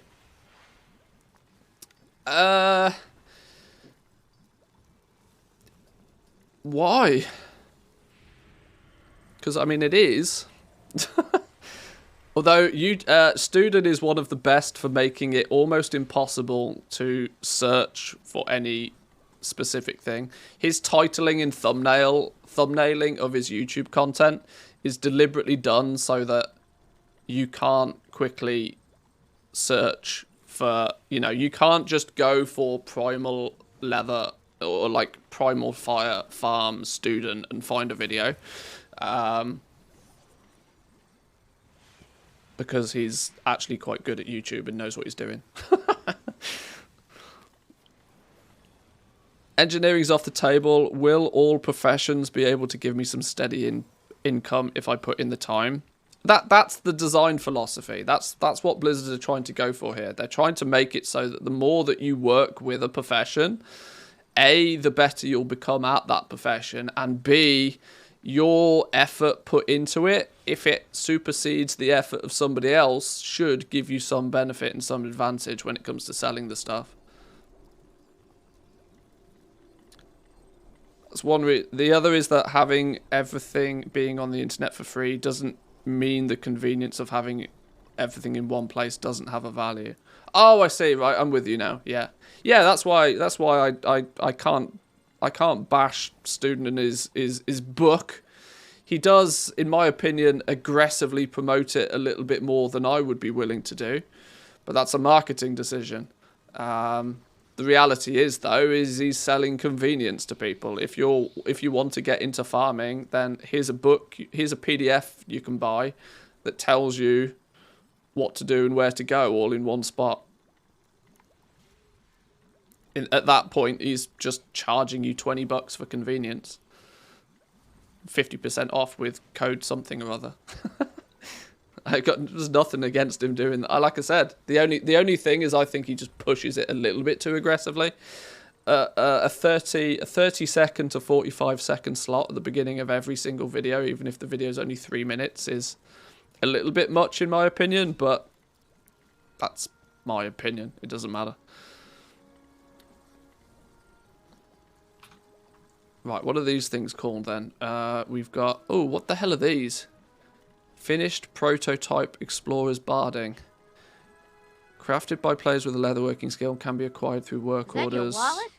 Or are you just glad to see me? Oh, these are intermediates. Double level of intermediates. Yeah, I've not worked out how we're going to deal with these, but these are, once again... Oh, but they're bind on pickup, so fuck it. That you can only buy them through work orders.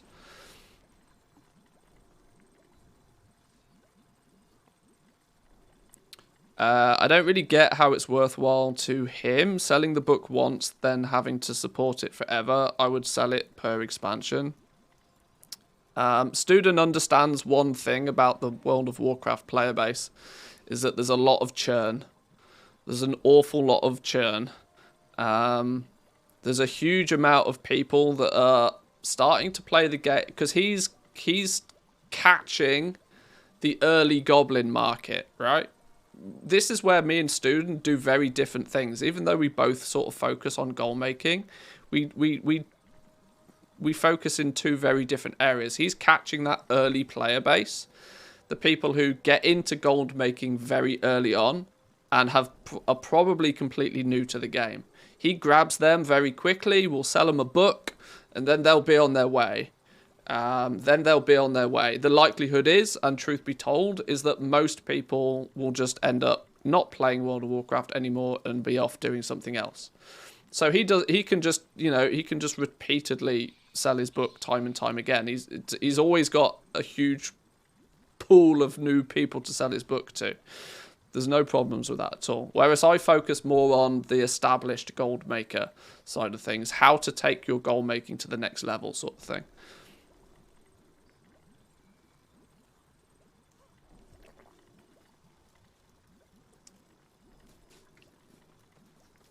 Earthshine scales. Earthshine scales. And 3 variants of this, presumably.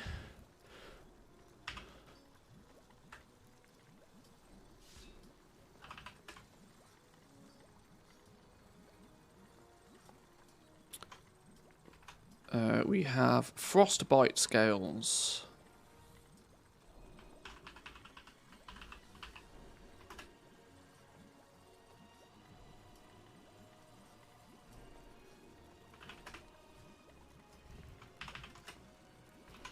We have Infurious Hide.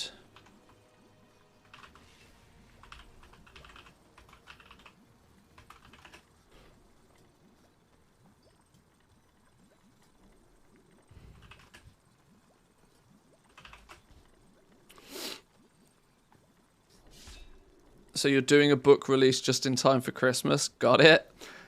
I mean, no, but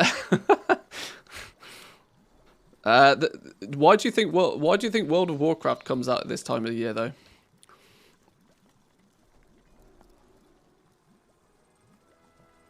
Out of curiosity, why are you putting 10 in each one? It's just placeholder. It's just placeholder. It's to give me an indicate that TSM market price will be updated via the API. And it's just me, you know, it's placeholder.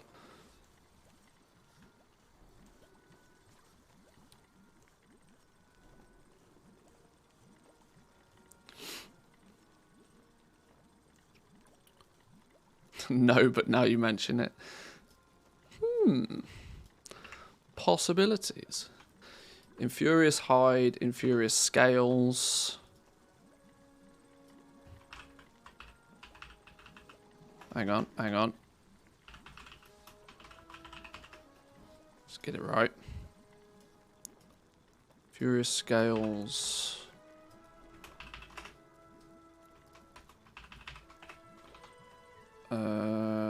Maya Slush Hide.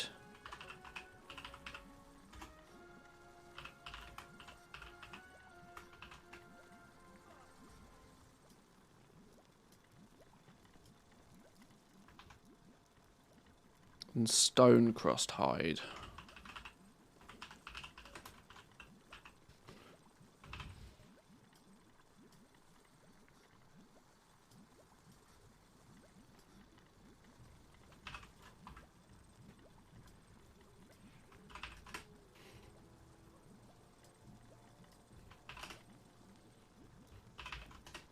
Hey man, thanks for the great YouTube videos. Pick Ash, thank you very much. I do appreciate it. Welcome in.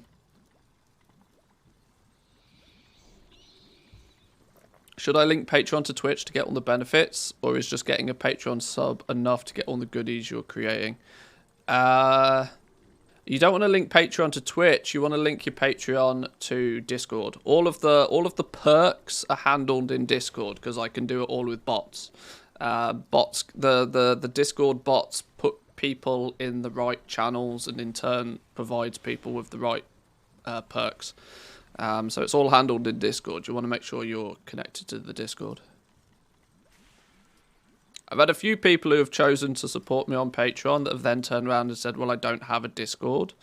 And I do understand in that scenario it's a bit odd. I need to work out what to do for those fellas, for those boys and girls, but...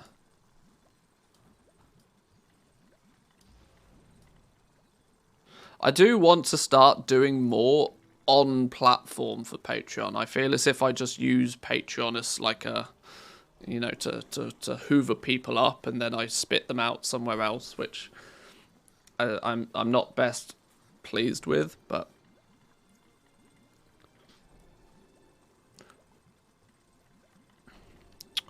any more intermediates do we reckon? Glad to see me? Both, I hope. Seducer with the tier 1, thank you, my man.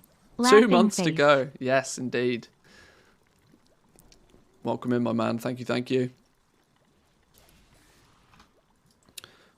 Right, what else have we got? Engine.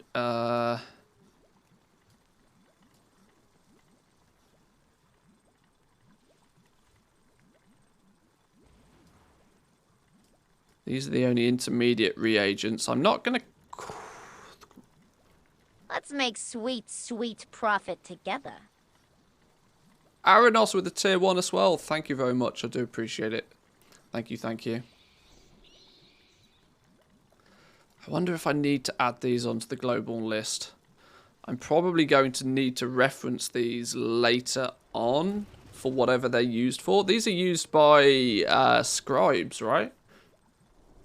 Finished prototype explorers barding. Isn't this what goes into making all of the dragon riding appearances for inscription? Which technically means they'll become a reagent.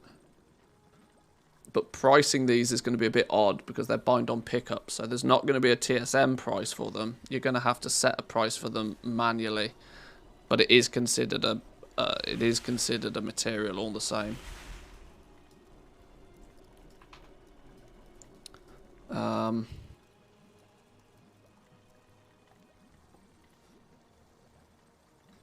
I think you need pretty high renown for the recipes too.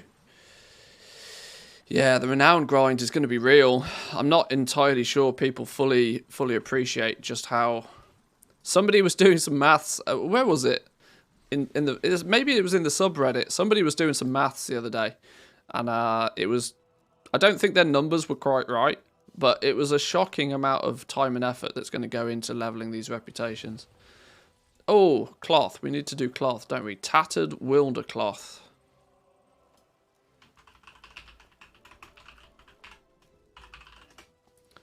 The cloths don't have quality, do they? Yeah, this is what surprises me. This is why tailoring feels like undercooked.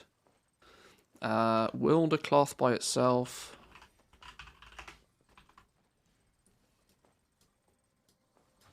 Greetings, traveler. Come to you in a minute. Where's the other cloths at? Traveler, go in. Is that it? Is there not any other cloths? I have just the thing for you. Time is money, friend.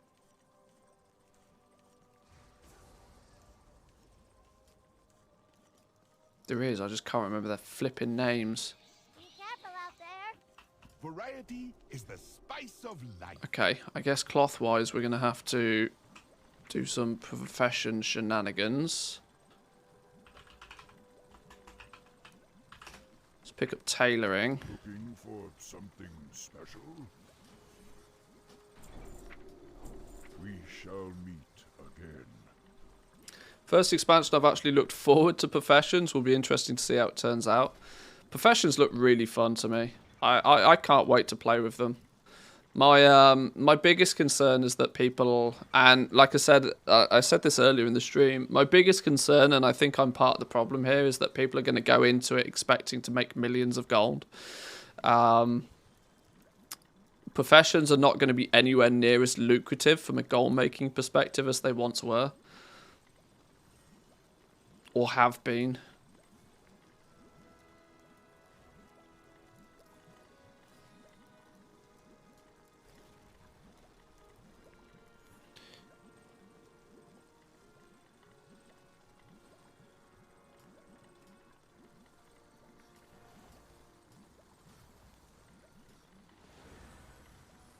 Vibrant wilder cloth. Okay, so wilder cloth and then goes into wilder cloth bolts.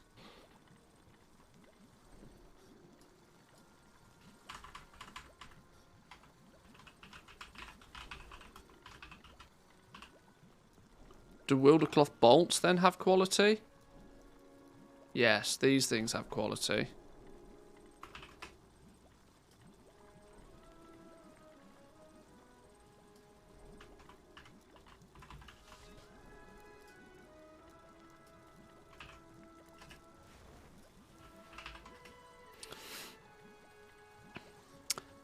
Greedy question, but you making TSM groups for Dragonflight like you did with Shadowlands?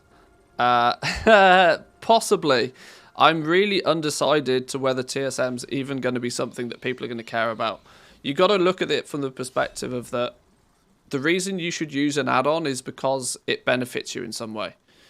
I'm not totally convinced at this point, and I've given them this feedback. I'm not totally convinced that we're going to be using TSM much at all in at least not in 10.0. I don't feel that they're going to adequately be able to deal with any form of crafting. All of your crafting is likely going to be done manually. What TSM might be able to do is track inventory to give you a bit of a heads up to maybe what you're missing, what you're going to be crafting. But even when it comes to the auction house side of things, they'll be useful in some regards, but not totally. Trade School Master for me, more than anything else, is going to be using the data that they have on all of the stuff. This is why I'm trying to embed quite deeply the TSM API to pull all of the prices for everything, to then give us more accurate crafting costs and that sort of stuff. TSM for me is going to be very much a data add-on, really. I'm just going to utilize all the data that they have on all of the items. And I'll be doing most of the brain work myself. As I feel it'll take Trade School Master quite a while to catch up with all of the new crafting systems. But as and where possible, I'll make groups for stuff, but it's not going to be anywhere near as... it's not going to be anywhere near as complete as what it's once been. You used to be able to get your hands on a good TSM profile, import the profile and click go, and within minutes you could be crafting and selling hundreds of thousands of gold worth of stuff. That's unlikely to be the case in Dragonflight. At least early days. I'm sure they'll get there. I have no doubt that they'll get there. I just am very aware that it will take time.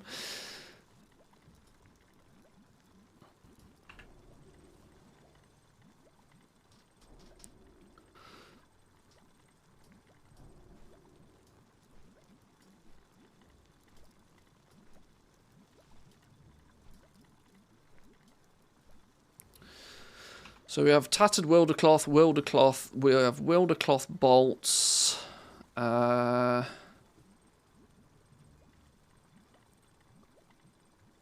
Infurious Wildercloth bolt. This is a sellable reagent.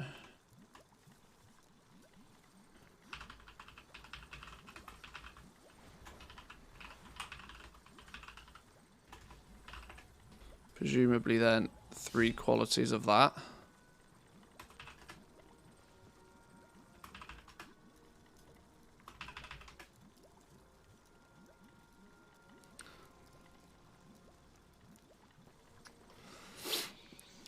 I have a huge spreadsheets with all kinds of math worked out. I just have to put in the price data of that moment. Well, that's the plan, right? This is why I'm putting this together. There's definitely a good few people out there that are way ahead of me with this sort of stuff, but obviously I'm splitting my time in 12 directions. But yeah, I've already started to see some people putting together some pretty smart things. The difference, the big difference for me going forward into Dragonflight, especially trying to create, you know, spreadsheets to help you out with this sort of stuff, is it's not going to be a case of you just get a spreadsheet and you're off. You're going to have to be playing with it and tweaking it and tuning it and, you know, customizing it to your own setup, because your own setup is going to constantly be changing. What I'm probably more likely to try and provide people is something that's just like a baseline. Here's a good foundation. Now you're going to need to go and customize it yourself, sort of thing.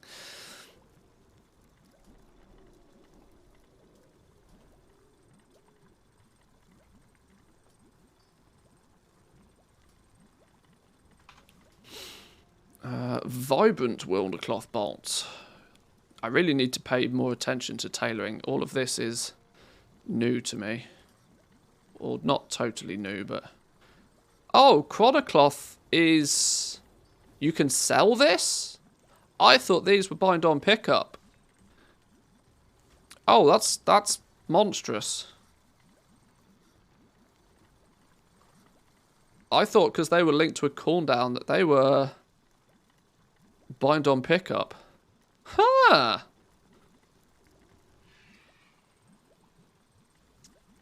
Well, well, well.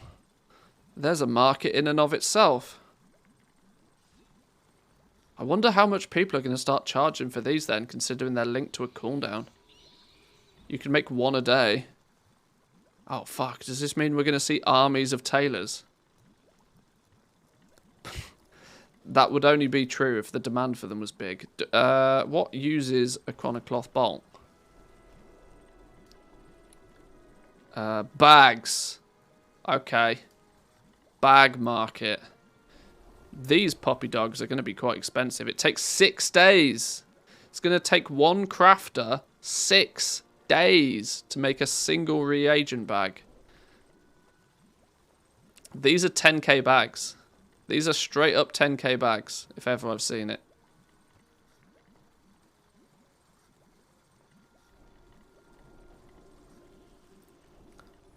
Maybe even more, because spell threads are also a thing.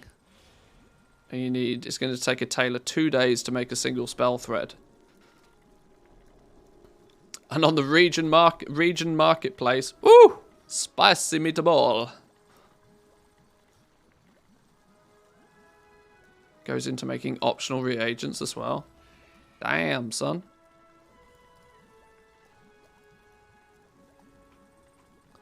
Azerweave goes into the Azerweave Expedition Pack, which is your 34 slot bag. Only 3 days to make a regular bag.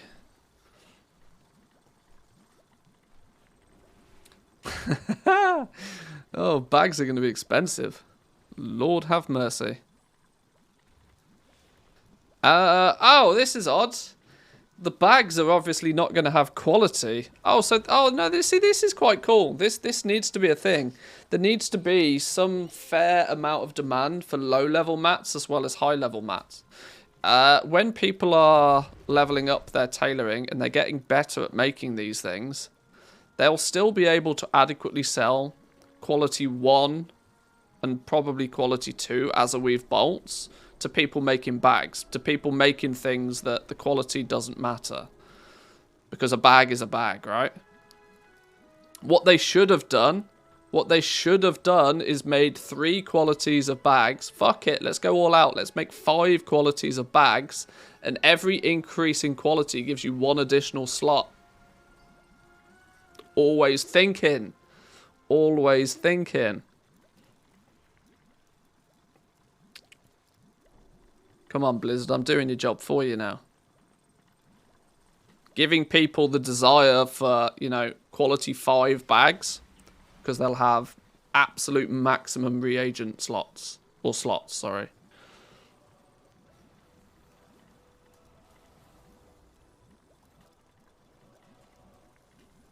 Dragon cloth tailoring vestments. Bind on pickup tailoring accessory. These are cool. You have a chance to occasionally find cloth on Dragonkin in the Dragon Isles. That's a profession accessory, but an epic one.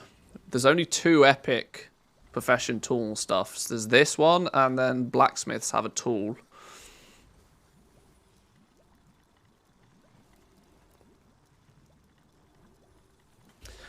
So why would you make a 34 slot reagent bag that costs twice as much as a 34 slot normal bag? Because you cannot put a normal bag in the reagent bag slot. So you can't adequately compare them against each other. You have 1, 2, 3, 4 regular bag slots, and you have 1 reagent bag slot. You either put something in that or you don't. So, yeah, there's not.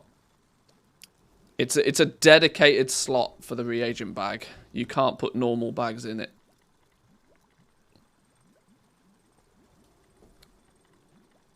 Okay, where did I get to? I'm trying to focus on materials and I get distracted so easily. So easily. Did I do vibrant Wildercloth bolts yet? No.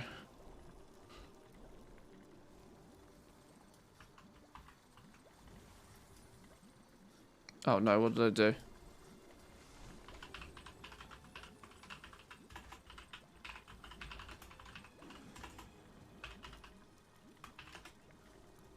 This is why little things like this, I don't always stream it. Mainly because it takes me twice as long if I'm streaming it. Because I enjoy talking to you guys at the same time. I get very quickly distracted. Vibrant Wildercloth bolts. Chronocloth bolt.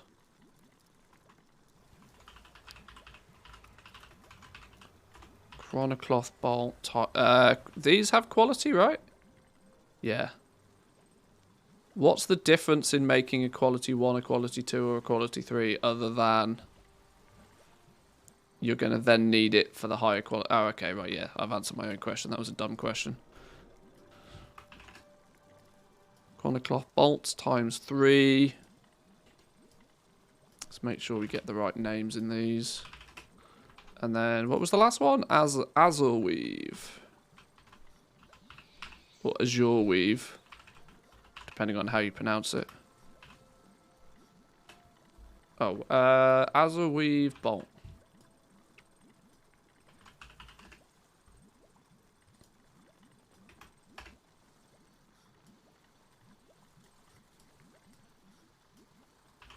One of those. But this way you teach us way more. I mean, I hope people get something from the stream. I understand that, you know. I don't know, do people, I suppose there's so many people out there that just do nothing but World of Warcraft gameplay streams. I guess to some people this might be a bit refreshing.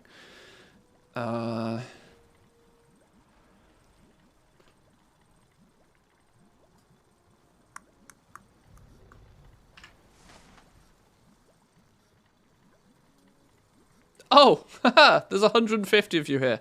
Okay, well then maybe it is interesting to some of you then. Welcome in, boys and girls. This is why I don't keep... I have nothing on my screen that easily tells me the viewer count, because I don't like to keep track of it. Because some people... I don't feel it happens to me.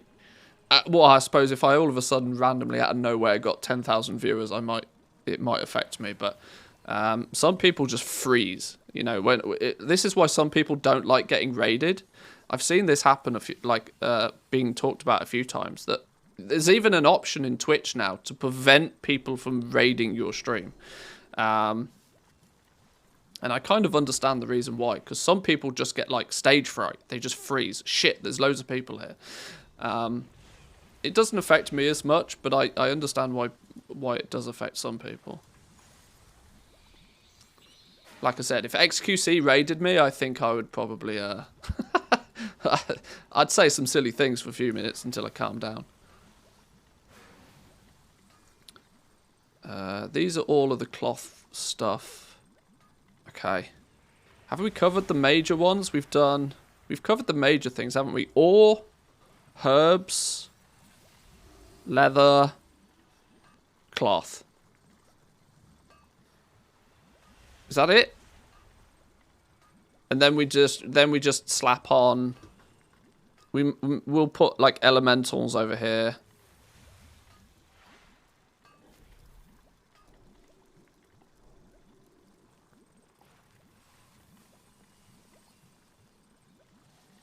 And vendor mats and stuff we can squeeze somewhere as well.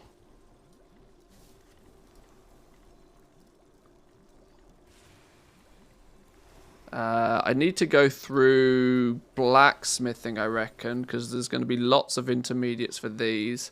I also need to remember that cooking materials, fish, all of this is a thing. I should probably be doing this. Yeah, I should actually maybe just do meat and fish before I forget about it.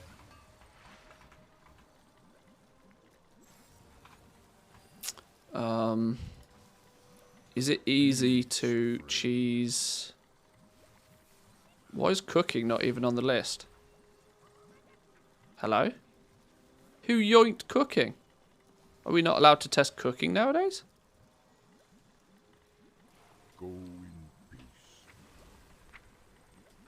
Greetings, traveler. Oh, do we have to go to Nomi specifically for cooking? Apparently we do. Probably protein. I love that.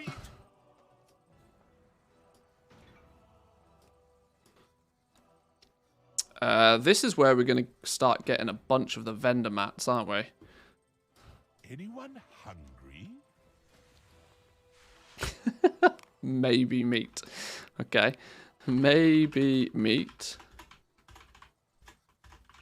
This list is obviously going to be a little bit simpler since we're not dealing with quality all the time.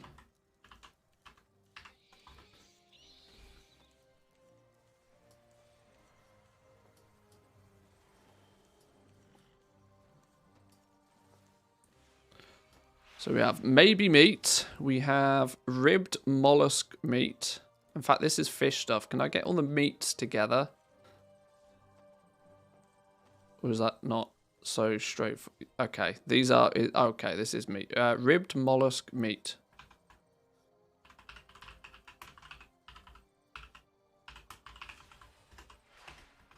Mollusk 1 or 2 L's? It's 2. Waterfowl fillet.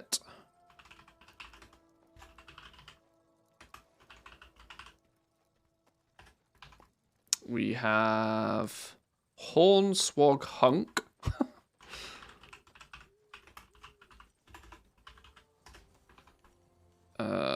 Basilisk eggs.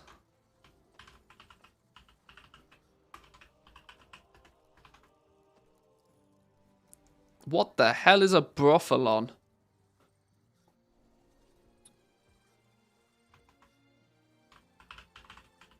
Is that a brofalon is one of the big woolly mammoth things, right? What was it called? Brofalon flank. No, we got mighty mammoth ribs. Oh, whatever.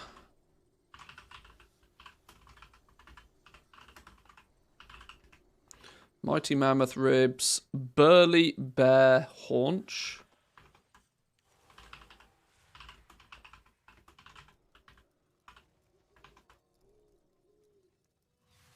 Salt deposits and lava beetles. These are the ones you get from mining and from herbalism. I'm wondering if I should... No, let's keep them all together.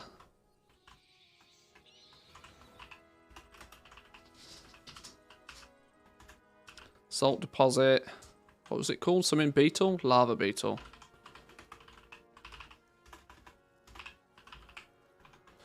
Lava beetle.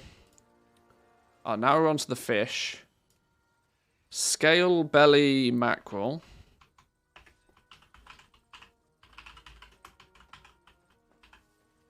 How the hell do you spell mackerel? M-A-C-K-E-R-E-L. Mackerel. Decayed wildercloth, singed wildercloth, and frostbitten wildercloth tradable. Oh! That's a very good point. I might have forgotten those. Let's backtrack before I even forget about those. Because they are a thing, aren't they? Where are they? Why did I miss them? It's because they're not something you craft, isn't it?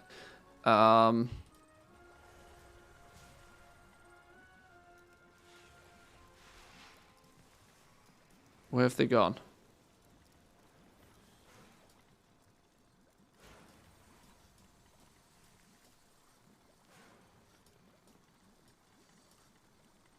Where have they gone? Have they been yoinked? I don't think they're a thing anymore.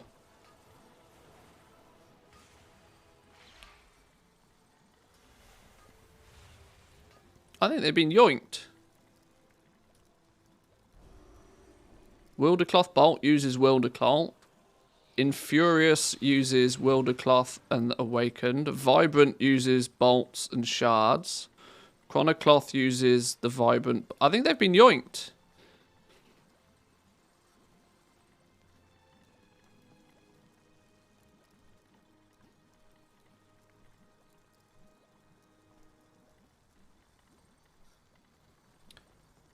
I've heard that when you hit max level, there's a quest that opens so that profession materials drop in dungeons. Do you know what the quests are? No, I don't.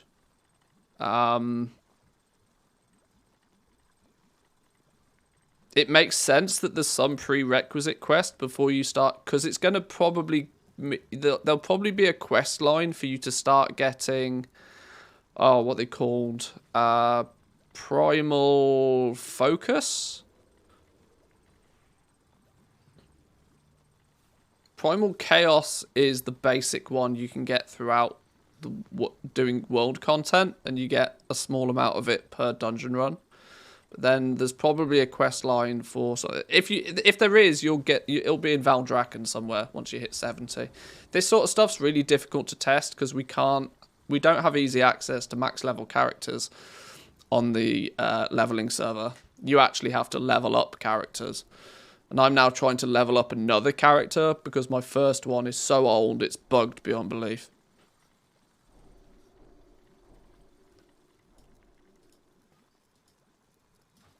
Have they... What brings you here? I have just the thing for you. I think those other cloths have been removed from the game.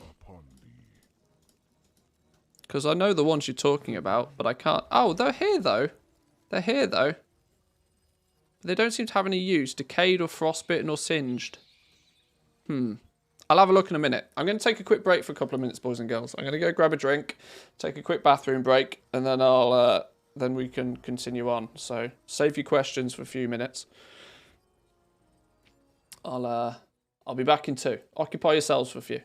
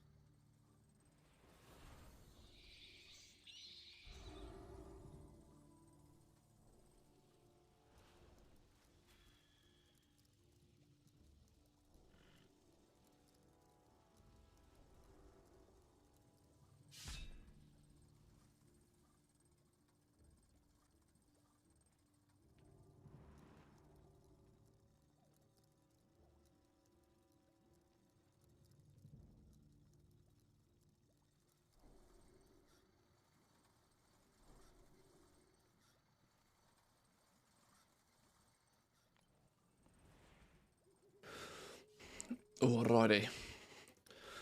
What have I missed? What have I missed?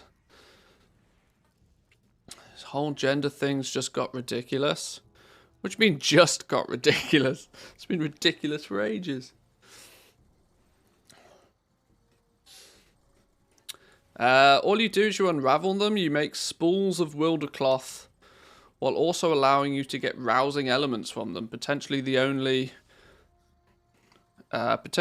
from the last upgrade from the left side spinning node in the textiles tree. Ah, okay. Are these things actually used in any crafting professions though? Decayed, frostbitten, and singed.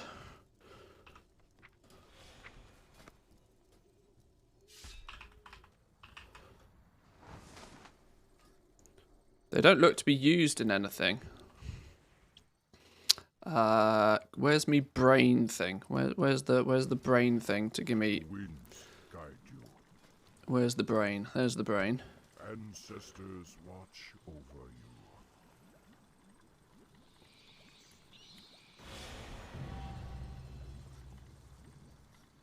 Fiddle with. Oh, okay. where's Nether Mage gone? Nether Mage.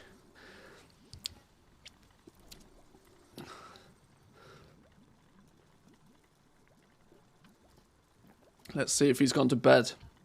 Fiddle with draconium fabric cutters requires tailor's work table.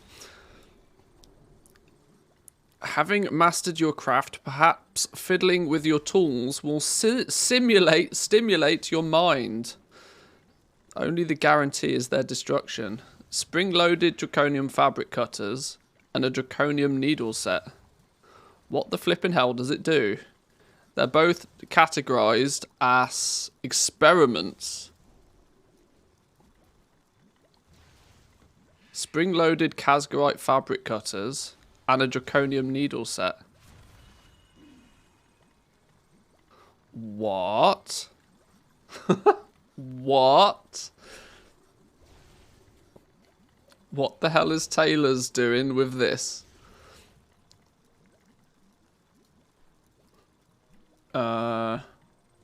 Way to get way distracted. Let me, I'm gonna have to check this on my actual Taylor, because that's intrigued me greatly now.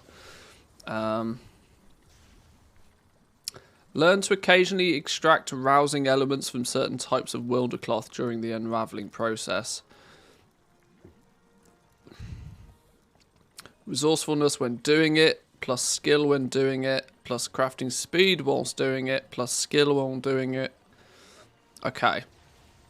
Learn to guarantee a rousing element from certain types of wilder cloth during the unraveling process. Okay. So they're not strictly used in... It appears that they're not strictly used in crafting, but they are going to be something that if you come across them, you're likely to sell them to tailors who can then extract the essences from them. So there will be some weird shenanigans to go with them. Okay. If I then, which one was it from? Was it from you? The eternal sun shine upon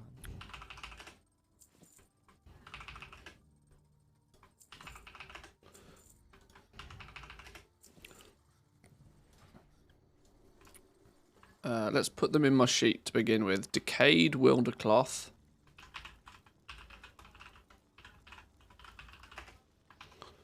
What was it? Decayed. Frostbitten.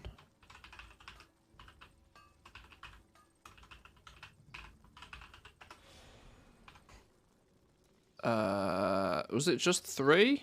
And then singed.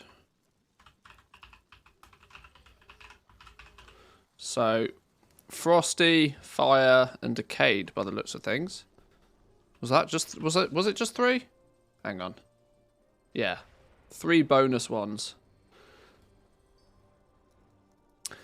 Now, this presumably is going to come from when people are aggressively farming certain areas of the zone, the game.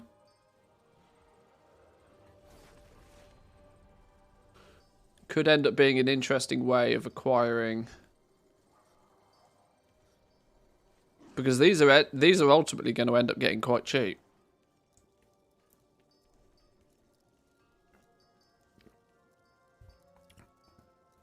$200k plus profit since Wrath of the Lich King hit. Jesus, man, you've been going ham. Dark Moon cards, right? It's got to be Nobles decks. How much of that 200k has come from Nobles decks?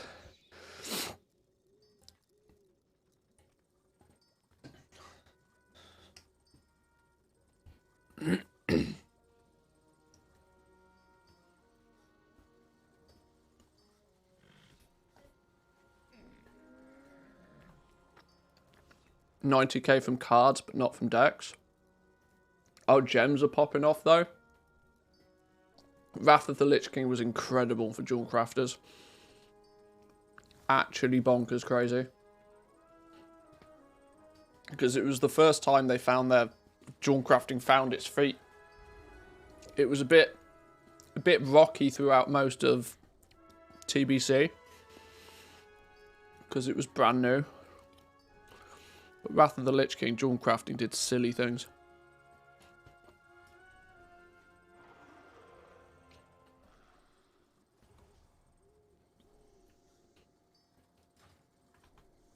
Okay, well, for the purpose of my materials list, I should track them here. But I don't need to do much else with them for now.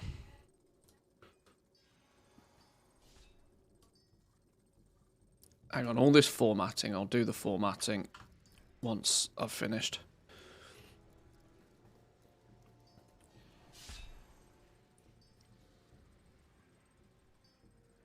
Have you noticed changes to the dual crafting leveling on beta? For example, profession is now learnt at level 20. I don't know what you mean. Right, let's get back to meats though. We started on the fish. I need to desperately try and do this in some sort of order so that I don't accidentally end up missing stuff. Which is clearly going to happen, but limiting the damage. 1,000 bite piranha.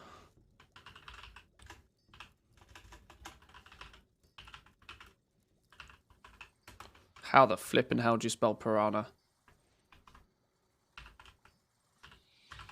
Like that? No, that's not wrong. Piran... There we go. I had got it right. I just fat-fingered it. Oh, the Sundered Onyx loot. Okay.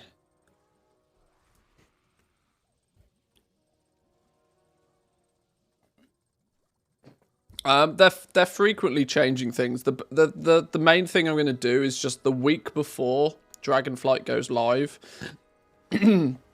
Probably during the time when everybody's pissing about with an evoker, I'll just go back through everything and just, you know, quality control it. Sanity check that it's all a thing. Make sure it's all updated for the launch.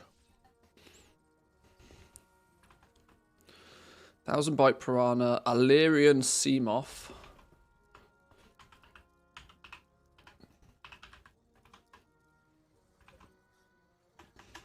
Illyrian Seamoth.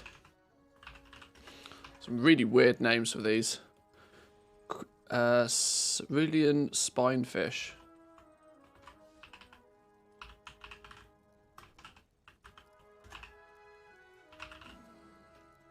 Cerulean Spinefish. Temporal Dragonhead.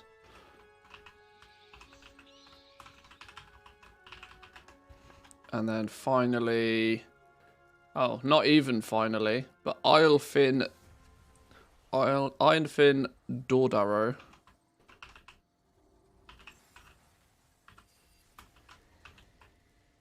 What was it?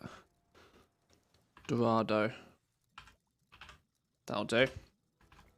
Then we have the 3 rare fish. They're not strictly rare, but more in terms of the fact that you have to do either magma fishing, ice fishing or something else. You have to unlock these 3 types of fish to be able to go and get them. Magma thresher. Also, if it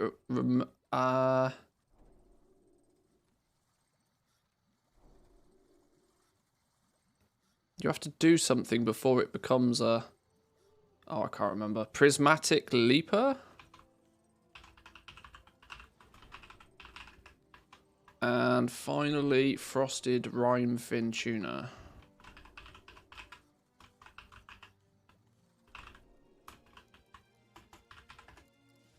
Is that all the fishy fish then? The rest of it's going to be vendor mats. When do we think beta will be shut down? That's a good question, actually. Under normal circumstances, they just don't. Shadowlands beta was still up way into the launch of Shadowlands. Although their testing scenario, their methodology of testing has been very different for Dragonflight. So I am kind of hoping that they don't just randomly switch it off at one point. If they do, it's probably going to screw me pretty hard, but I'm playing by the theory that it'll just be available until live.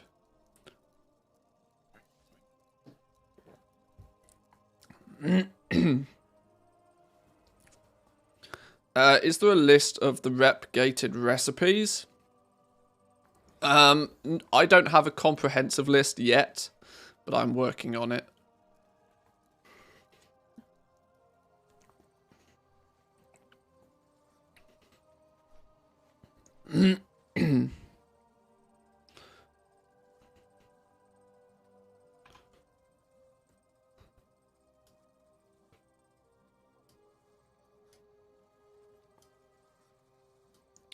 Right, that's meat and fish then.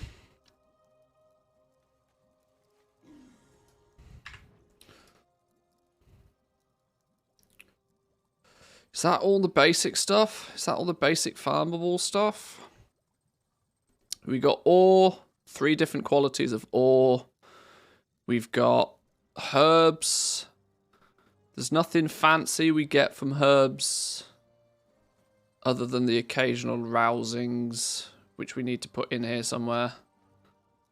I'm just wondering if it's time to put rousings and awaken down the bottom. Rousing fire. Rousing earth. Rousing frost.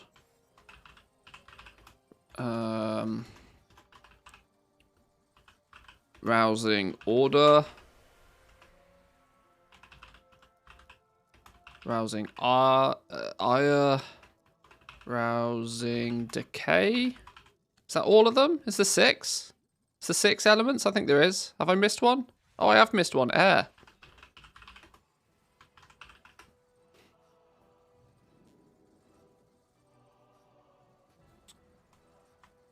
And then the same, but awakened.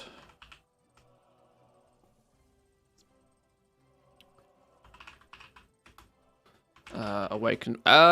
Ooh, I'm just thinking about laying this out. Do we want awakened fire directly under rousing fire? I don't care. If people want it that way, they can do it that way. Awakened earth.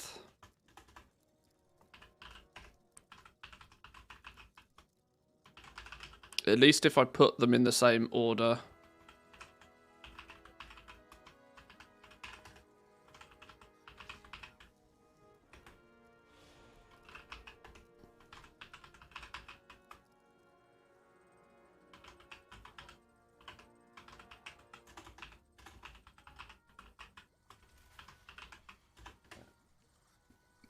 Right, there we go. There's all the awakened stuff then. All the elements.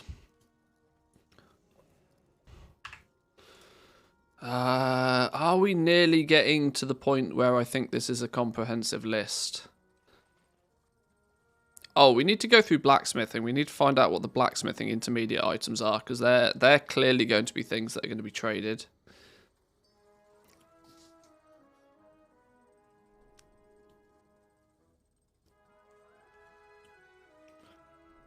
There's no water? No. There's frost.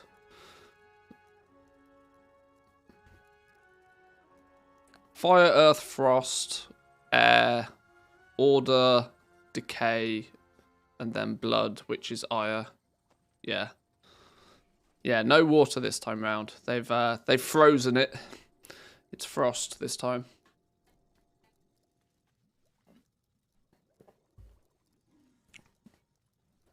I think. Let's just double check that, because I could clearly and easily be wrong. Hey, how you doing? Oh! Enchanting stuff. Chromatic dust.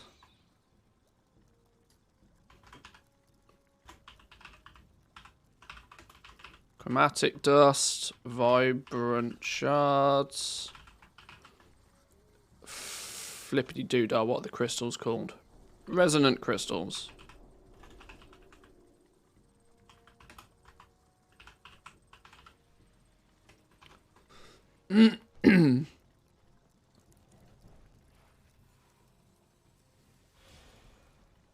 What is a centaur's trophy necklace? A decorative necklace to show one's prowess whilst hunting as a group, received rarely when participating in centaur hunts. But what does it make? I have genuinely never had reason to buy one of these off the test vendor to craft something. Or have I? What now? Centaur, what is that? Hang on. Is it used in anything? Or is it just on the vendor still, but it's actually a dead item? This tends to happen a lot. Centaur's trophy necklace.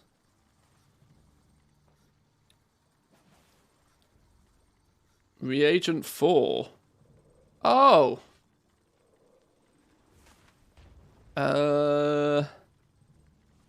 Oh, it does go into stuff.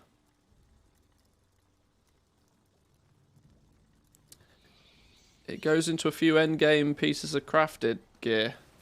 Literally only one at a time, though. Which ultimately means these are going to be free.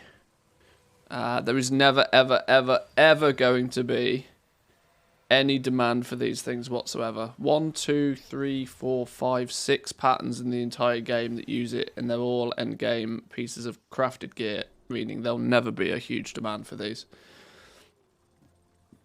Right, well, annoyingly, it's got to go on the list all the same then. Maybe we'll have an other category at the bottom here for just random dumb stuff.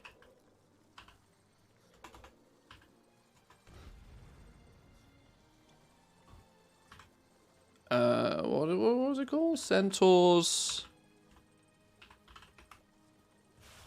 trophy necklace.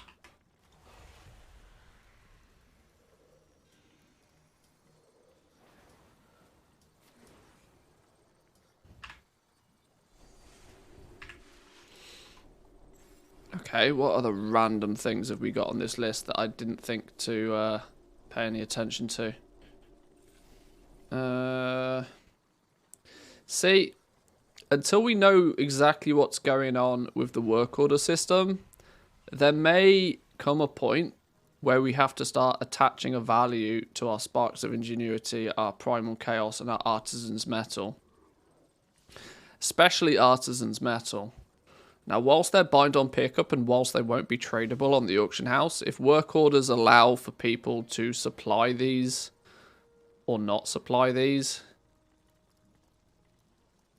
means that I feel it should go on my material list all the same.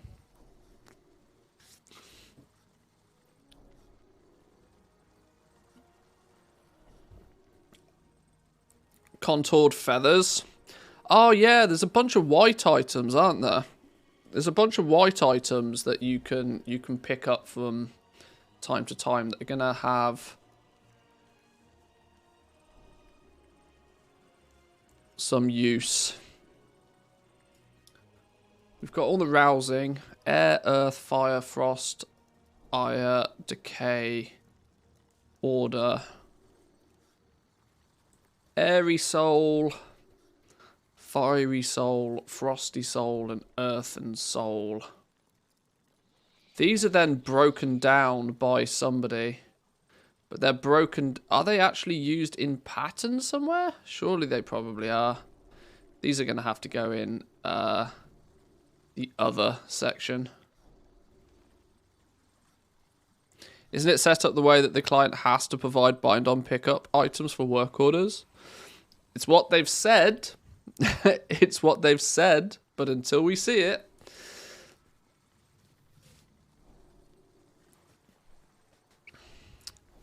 Okay, these get to go on the list then. Airy soul. What was it? Fairy soul.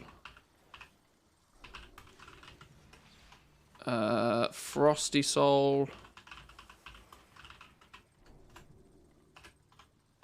And earthen soul. Okay. These are then optional reagents. Optional reagents. Optional reagents.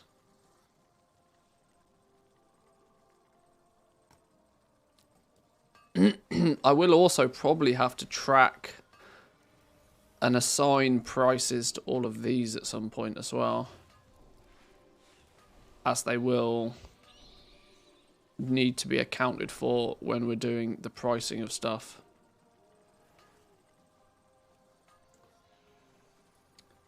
But they're optional reagent. Maybe there'll be a subsection for optional reagents. Draconic vials. Then we get into vendory stuff. Okay. There's nothing overly... Oh, these sorts of weird and wacky things. These are all vendor items. Ah, jewel crafting, prospecting. We are getting... There's jewel crafting stuff, isn't there? There's... We have... Flip, where's me prospecting sheet? What are they called? I need to put gems on this list as well. Of course I do.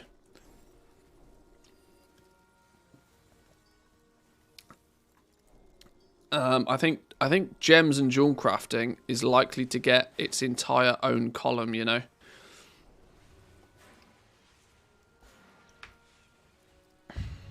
Because we got crumbled stone, fractured glass, diamonds. Yeah, jewel crafting is going to get its own column. Because it's not strict... Well, they are strictly intermediate, but there's enough of them that they get their own column.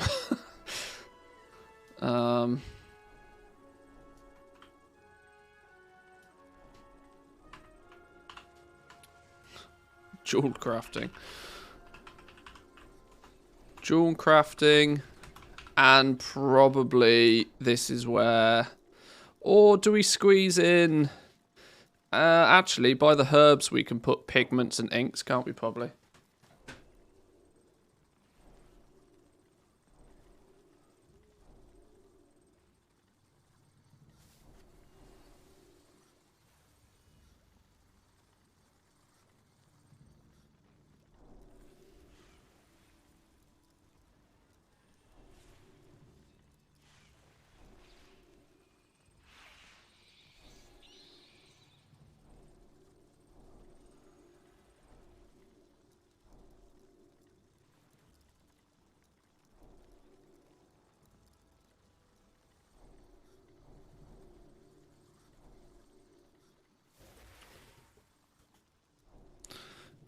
Yeah, maybe we can squeeze in if we got... We're going to have... Or pigments have 3 quality... Sushi? No, unfortunately not. I was offered toasted sandwiches, but with the crusts of the bread. So I kindly declined. We have 3 levels of pigments. We have 3 levels of inks. Yeah. Jewel crafting is probably going to have to get its own column, isn't it? Jewel crafting and milling. Prospecting and milling.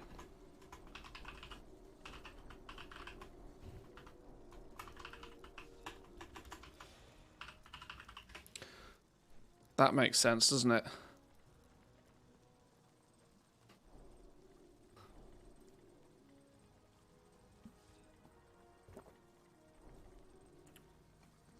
You can craft 10 a day unless I'm missing something. Yeah, you're missing the fact it's a charge system.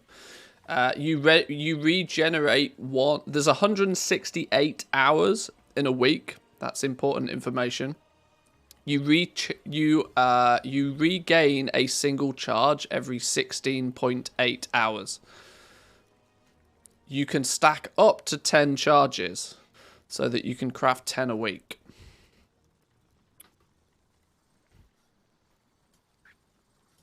That's probably the important information. Keep it real. Where's me? Hail. You. Or. Oh, here's all our primal molten alloys and stuff. We'll need to track these in a second as well. Queen's Ruby.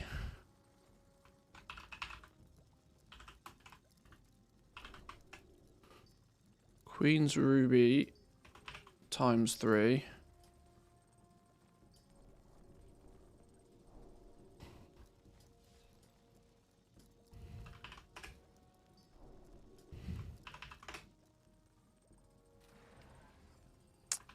We have Mystic Sapphire. Hang on. Can I borrow all of this from here? Yoink.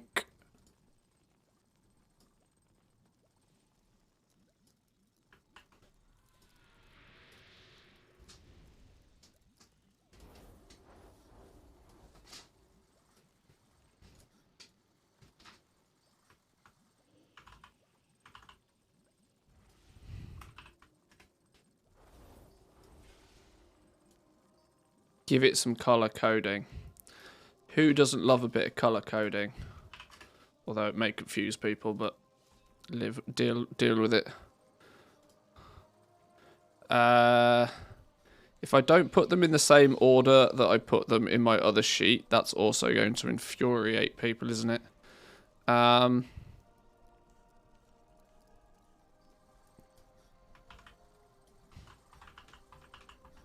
Sundered Onyx, Eternity's Amber, Vibrant Emerald, Queen's Ruby. Whoa. Mystic Sapphire.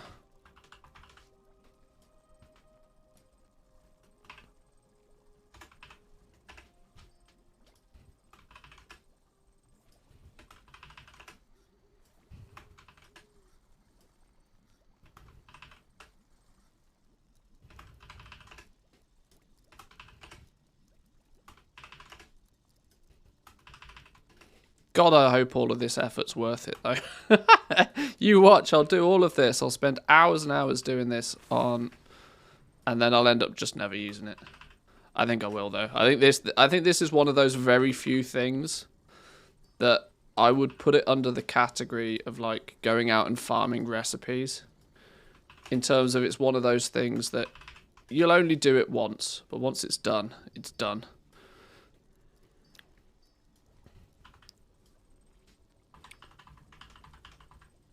Nelthorite, Nosderite, Emeralds, Alexstrasites, Malagites.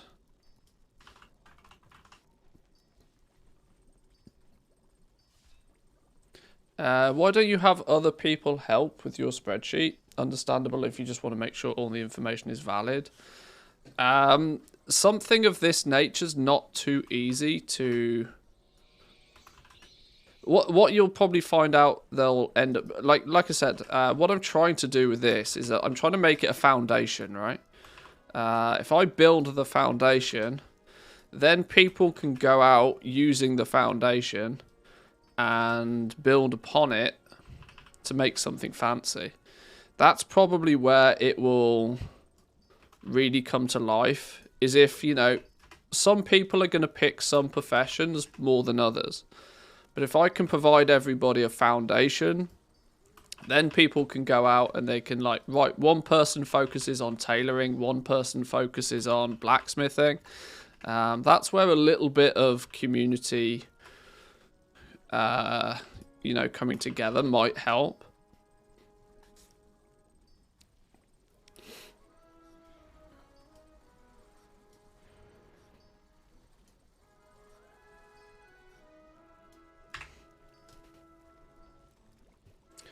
Making the sheet will give you insights for what to talk about in your video. Oh, it definitely will. It definitely will. There's, I mean, we've already stumbled across a few things today. Gems. We need then diamonds. What are they called? What are they called? Limited diamonds.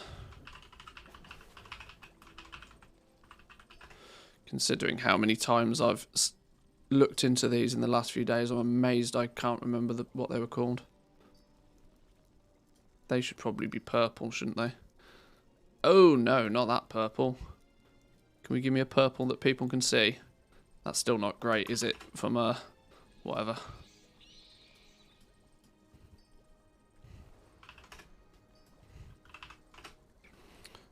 Diamonds. Then we have, then there's those random other things we get from prospecting. The random other things we get are crumbled stone and fractured glass.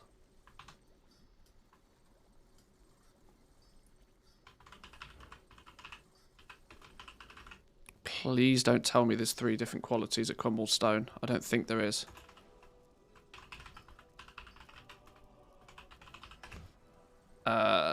Yet there are intermediates that come from them. I'll have to work it out. Oh, I've not left a gap.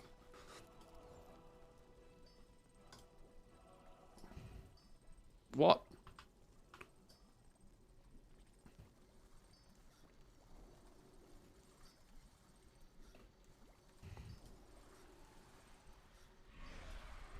No, don't copy the flipping contents of it. Stupid game. Right. Bright magenta, kind of like purple. Yeah, do we reckon this is a bit... It's a bit tough to see, isn't it? Screw it. We'll make them pink, because... yeah, we'll make them pink. It's kind of diamondy colour anyway, isn't it?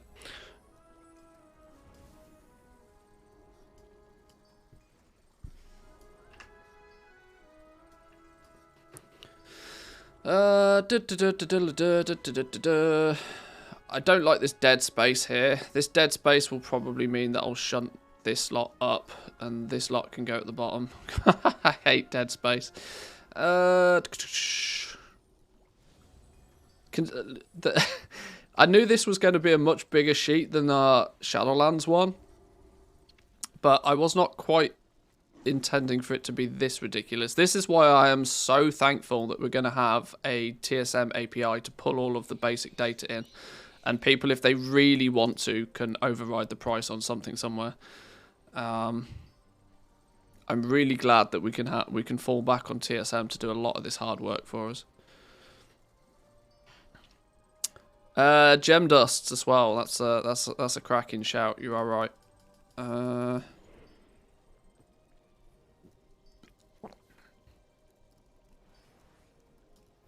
Silken gem dust.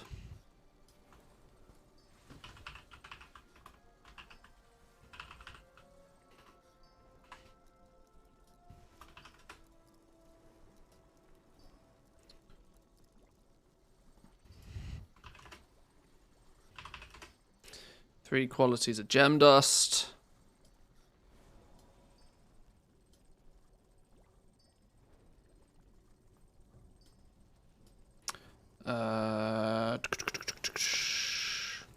Is this just the raw processed goods? This is just farmable stuff. Everything on the far left hand side here is just the farmable materials. It looks 10 times more because there's 3 qualities of everything. That's the biggest problem.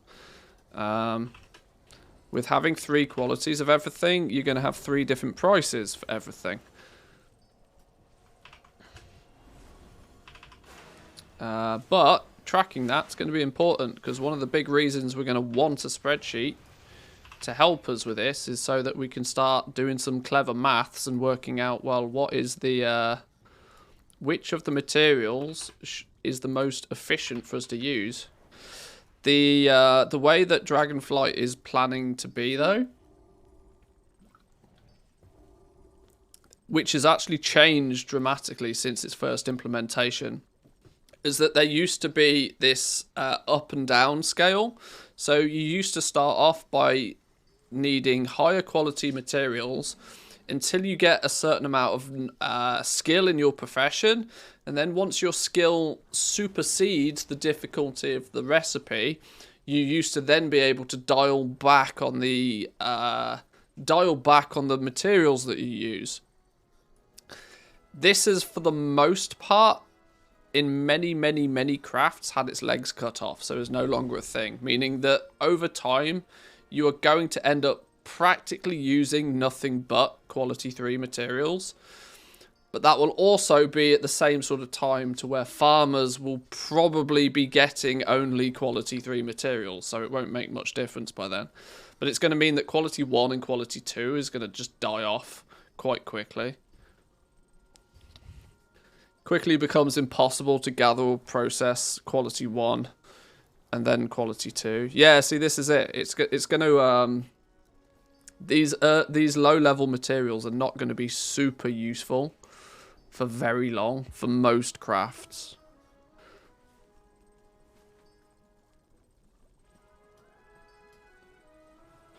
I've noticed already that I did my copy and pastes, but I didn't update any of the names of these.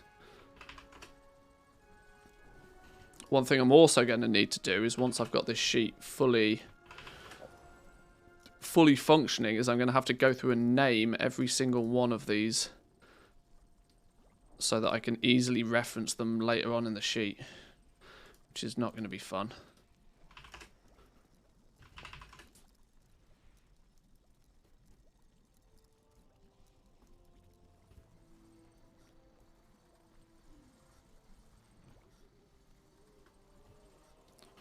Right, okay.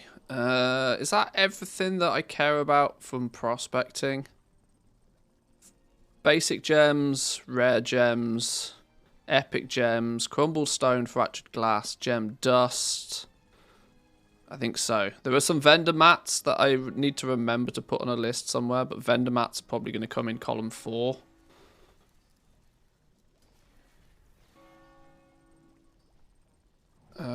Yeah, vendor mats I think are going to come in column 4.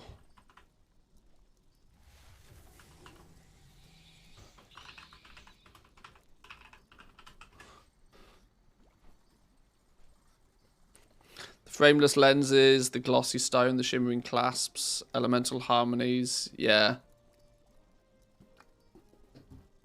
That's actually a good one, the elemental harmonies and all of the... There's quite a few things that will go in here, actually, for the herbalism stuff.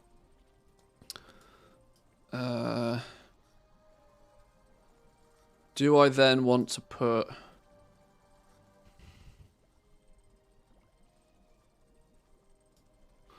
Okay, jewel crafting intermediates. Glossy stone comes in 3 qualities. Frameless lens comes in 3 qualities. Alright, let's do it. Glossy stone.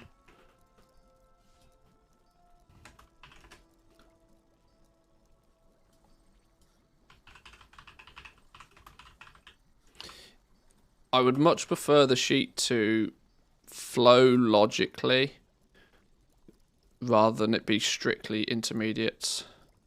Because these are technically intermediates, but it makes more sense than being under the jewel crafting stuff.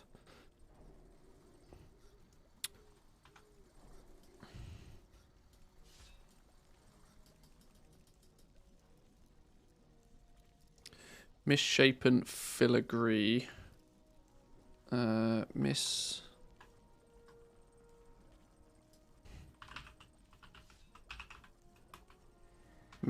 what?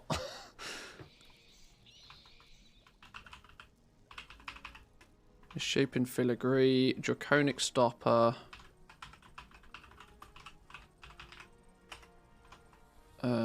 Primal flux. There's going to be a lot more in the vendor list.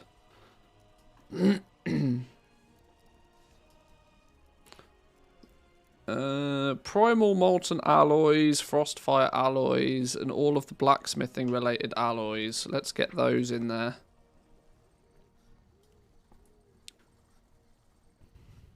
These are going to... Can you sell these? That's the important thing I want to find out here. You can sell them.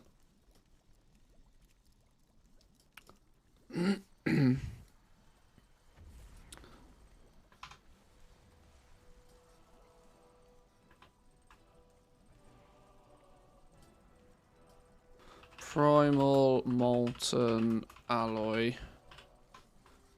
Is there 3 qualities of those? Presumably 3 qualities of those.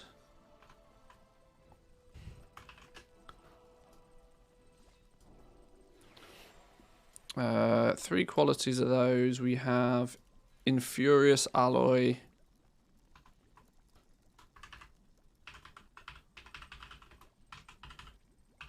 Three Let's make qualities sweet, of those. sweet profit together.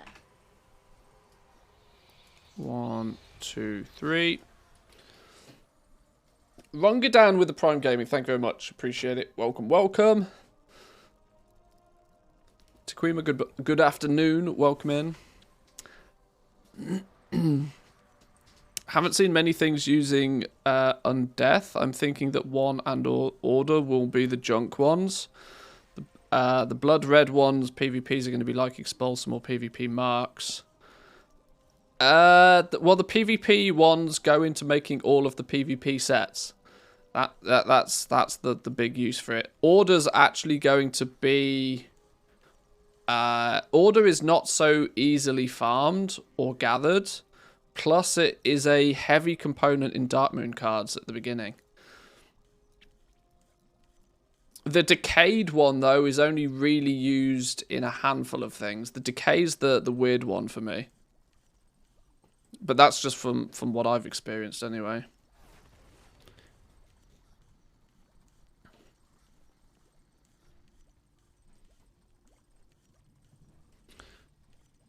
You get a handful of them from the Titan touched nodes.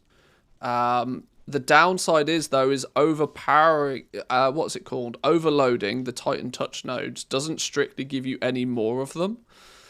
Whereas when you overload a molten node or you overload a hardened node or something, you do get a lot more of that certain one. The quantity that you farm is not equal.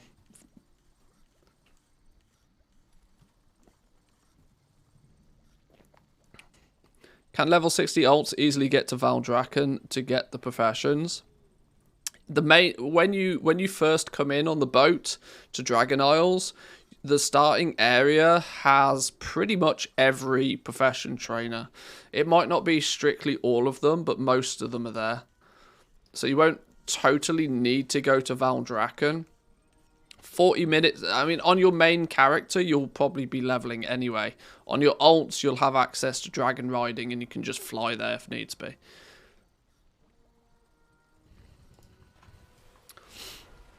Frostfire alloy.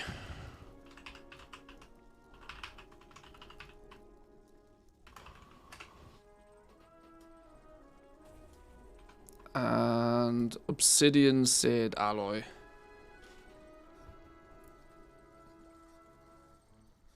This has had its name changed. I'm quite sure this has had its name changed recently. What was this called previously? It was called Dragon Seared Alloy, I thought. Okay.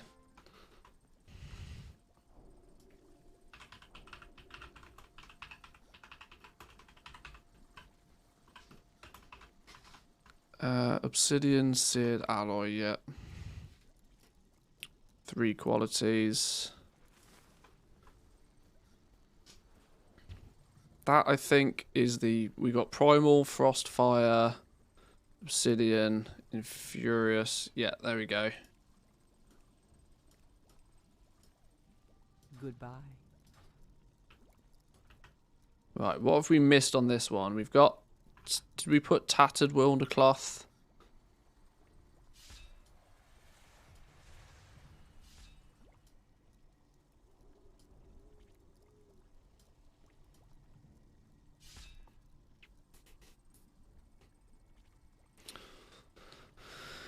Yeah, you don't strictly need to go to Valdrakken, but once you start leveling up a little bit, your daily quests are dished out in Valdrakken for the most part.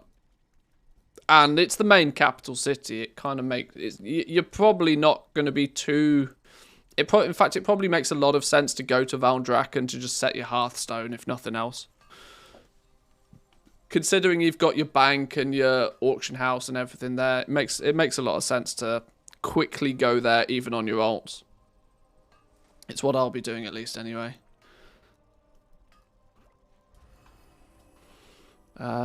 Tattered Wilder, Decayed Frostbite. We did put... Oh! Spools of Wilder Thread. There will be a market for these, won't there? There will be a mini market for these, because some people will be able to make them far more efficiently than others. Meaning I probably should have them on the list of mats. Spool of Wilder Thread.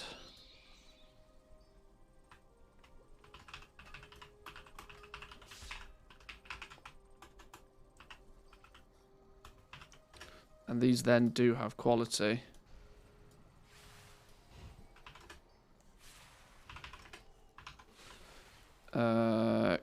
Contoured Foul Feather. Now, there's a whole bunch of white items like this. This isn't the only one.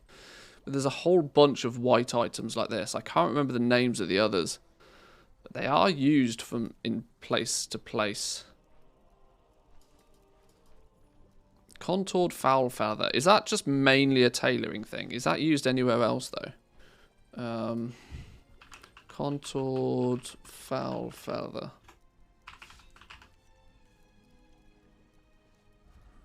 Either I've spelt it wrong, or Wowhead doesn't even know what it is. I've spelt it wrong.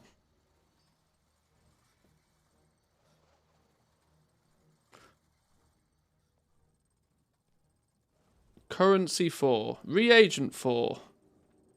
Tailoring, engineering, jewel crafting, inscription, leatherworking. Okay, it's used flipping everywhere. Okay, it goes on the list. It goes on the list. Contoured Foul Feather.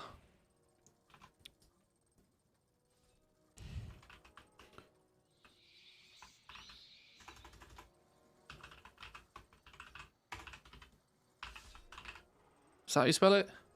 Contoured Foul Feather, yeah.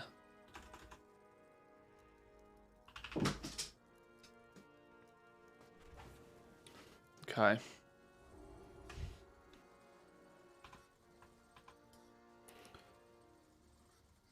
Resilient threads, adamant scales, dense hides, intermediate hides, weird and wacky looted things, chronocloth bolts, flawless dragon protoscales. Okay, we've got everything from that fella.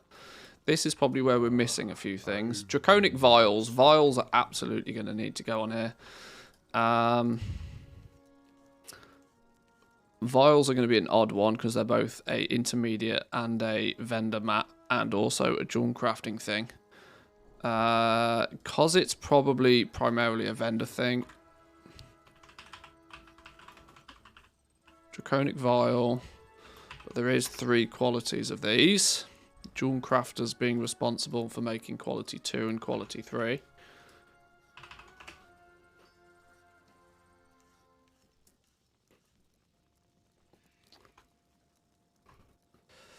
Hockenbloom, Saxifrage, Bubble Poppy, Writhe Bark, Primal Convergence, which is technically an intermediate to Herbalism.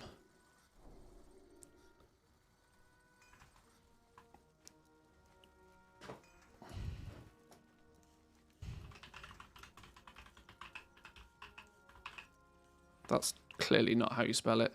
Convergent.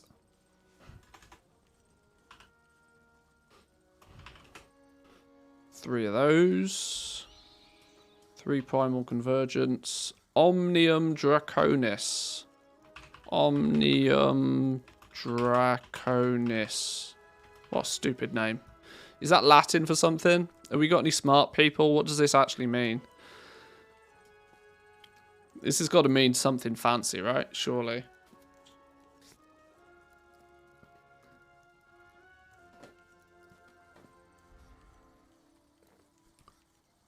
Omni means every.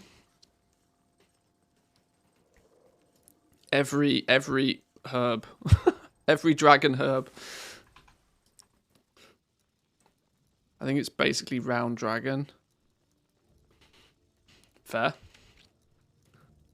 Created by alchemists by combining all the herbs. Created by alchemists by combining the 4 fundamental elements within order. Okay, primal convergence probably shouldn't have gone there, but we'll leave it there for now.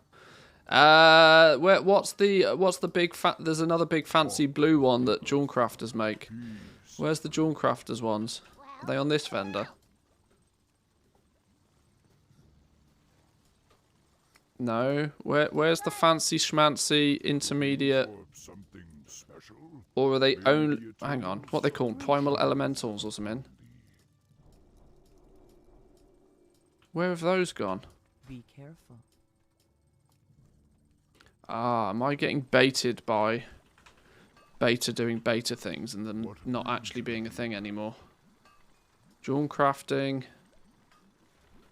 Oh yeah, shimmering clasps. Oh lord.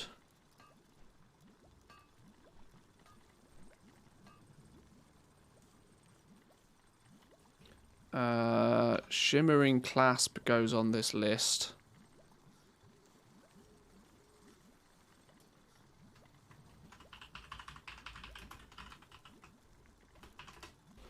×3. Those are going to be bought and sold frequently.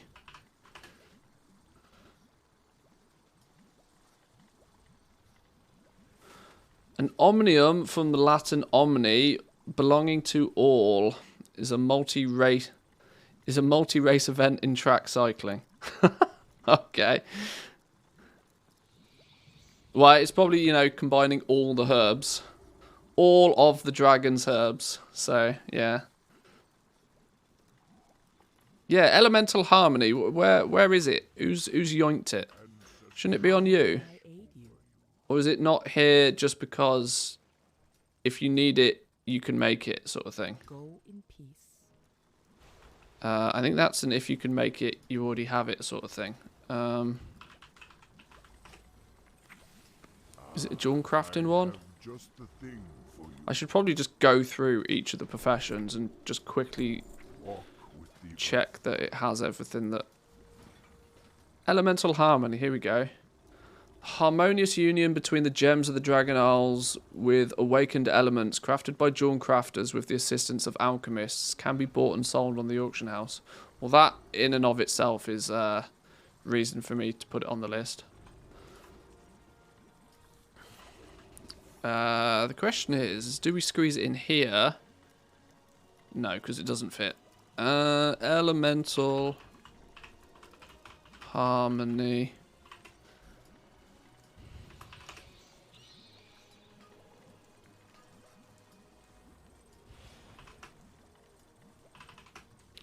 Okay.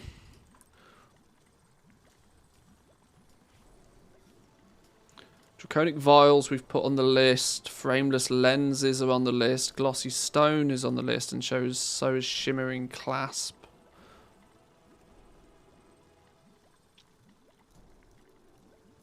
That's just a craft.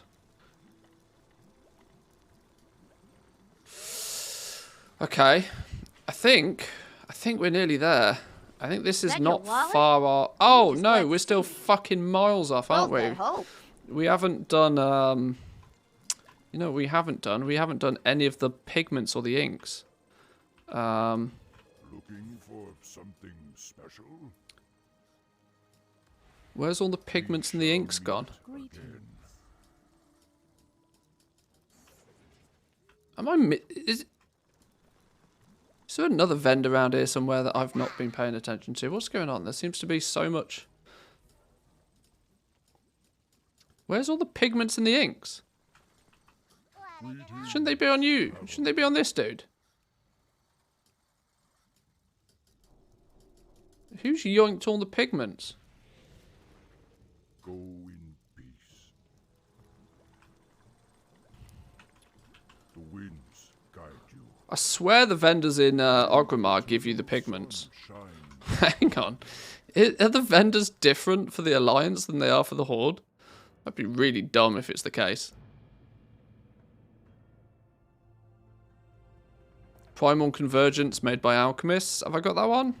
I think I've got that one. Primal Convergent.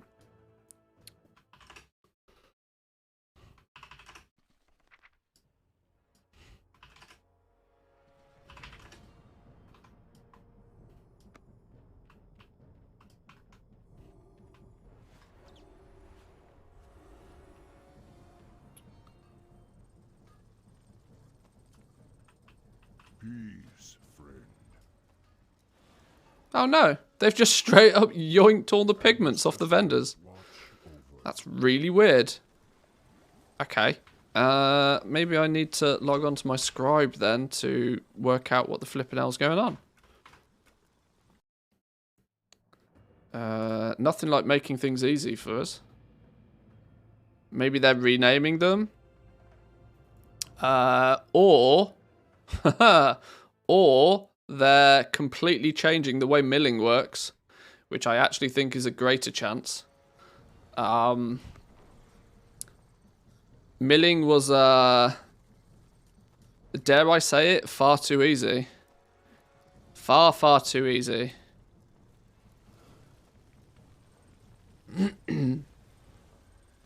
Which I wouldn't be against if they did.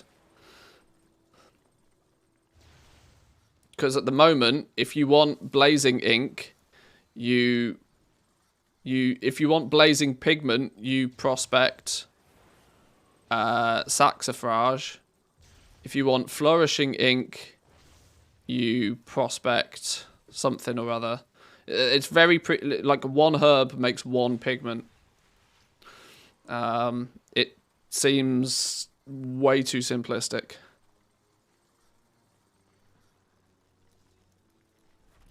The reason why Inscription has the ability to make gold is similar to the nature of jewel crafting. That the complexity within prospecting or milling is what allows people to figure it out to make gold with it. And milling was just like dumb level simple. And these ink values are way too low. There's no reason you should be making quality 3 inks like within 3 minutes of leveling Inscription. And if they're changing the basics of milling, there's a very good chance that they'll then go as far as to changing things like this. That they might, they might be doing a complete redo on some of this. It's a bit late in the day to be doing it, but it also wouldn't surprise me. Right, I need pigment names. Give me pigment names. Shimmering, blazing. Ah, now, okay. It's gonna go down here.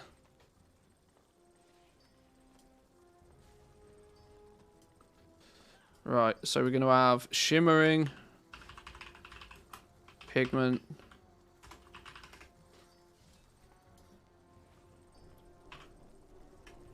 No, hang on. Shimmering pigment, 3 qualities.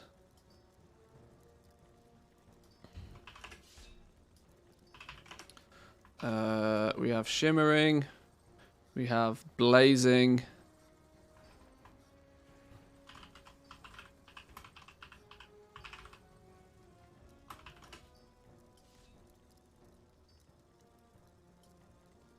We have flourishing pigment.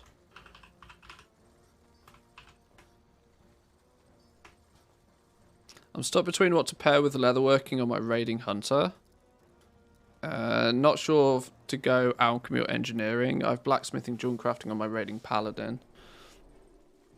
It depends. Like either be greedy, or not greedy. Sorry, be selfish and pick something that's of direct benefit to you as a hunter for when you go raiding, or pick. In fact, honestly, that's probably the best option. If your hunter's a leather worker, it makes sense to pick then something else that allows you to make gear that's going to benefit you when you go raiding, and then just utilize the rest of that profession to craft and sell things with. That's the route I tend to suggest to most, because most people's main focus is not gold making. Most people should probably pick professions that are going to benefit them personally before they worry about selling stuff.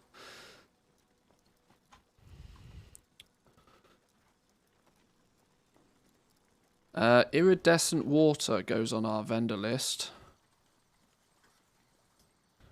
Iridescent water. That's probably not spelled right.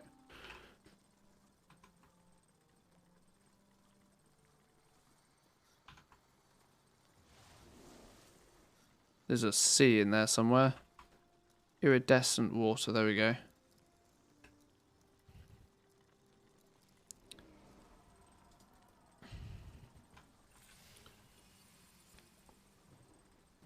Oh my god, this list is going to... This... Oh my lord.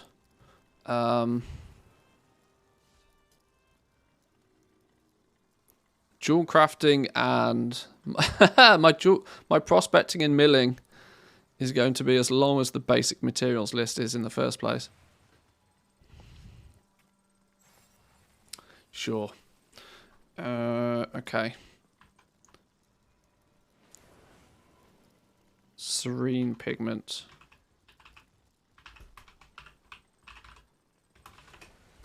×3. Right, so now we have the inks. Serene ink. Hang on, let's do this in order. Blazing goes into making blazing ink.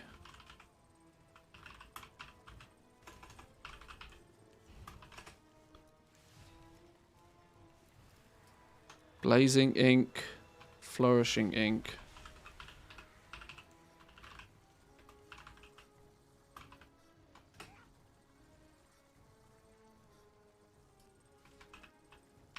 Serene ink.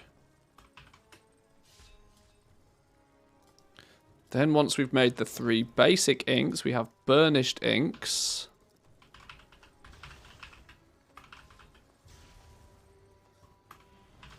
And once again, 3 qualities, because of course we do. And then what's the last one? Cosmic ink.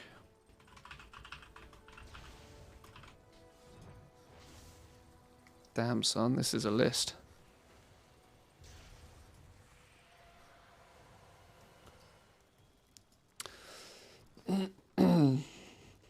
Good for us gobbos, though. The more confusing it is, the more likely somebody just buys a token and then we end up with that gold.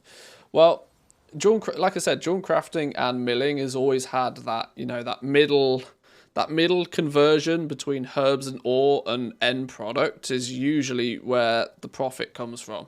People who are good at prospecting and understand the numbers and they can utilize everything efficiently tend to be the ones that make a good amount of gold. For my second profession, I'm debating between herbalism and disenchanting, really. What do you guys think? Entirely up to you. It depends what your first profession is. If your first profession is mining, then I'd definitely tell you to go herbalism. But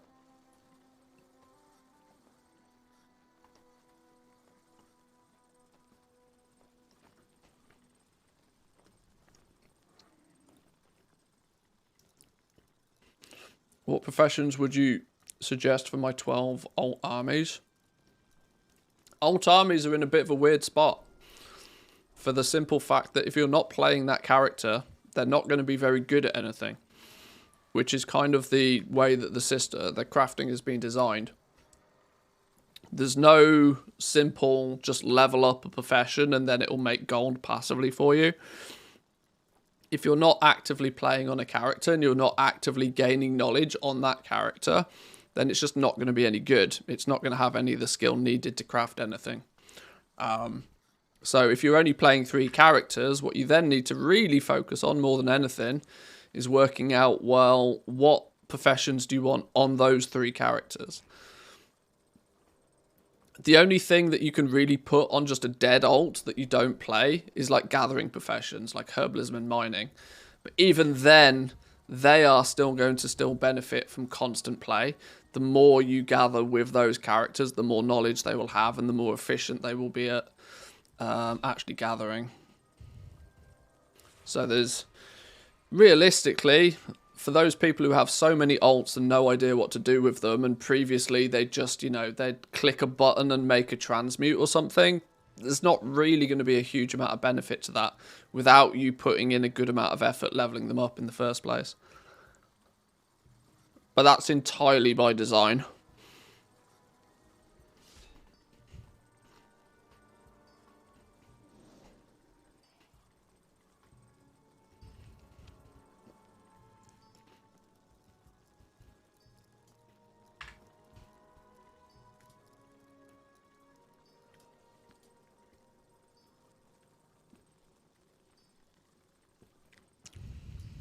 I think we're nearly there, though.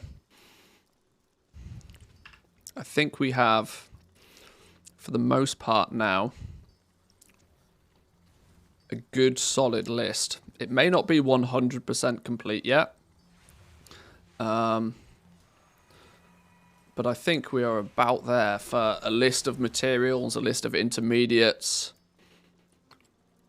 Things that we are going to... Realistically, the purpose of this sheet, more than anything else, is so that TSM can populate its prices in here.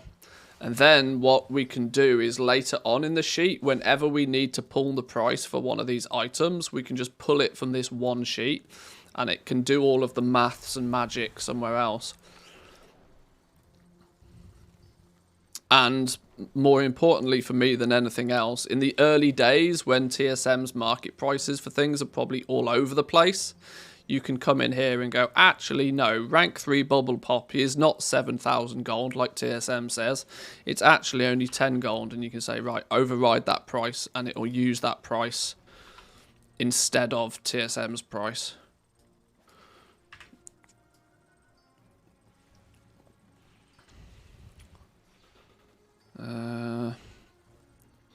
Let's smooth these gaps a little bit.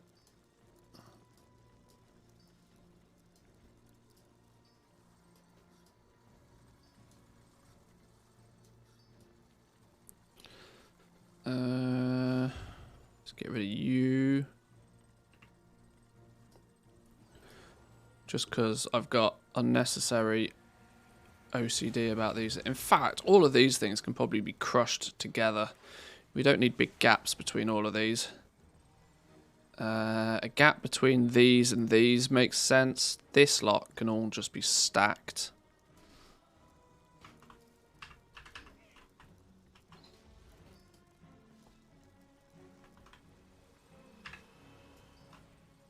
Oh, and I've missed out me quality things on this one. What do you think about going full gathering for the first 2 weeks and selling everything, then just get into crafting and auction house play after prices have stabilized? It'll work. You'll make a bunch of gold.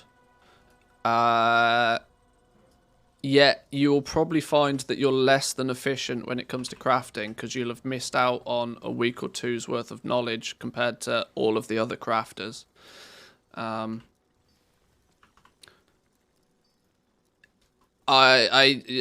know, once again, it's entirely by design. It's entirely by design that Blizzard wants people to pick something and to stick with it and to specialize in it. It's, you know, the hints in the name. They really don't want people to feel like doing. They don't want this cookie cutter method of professions. They want you to pick something and they want you to go with it.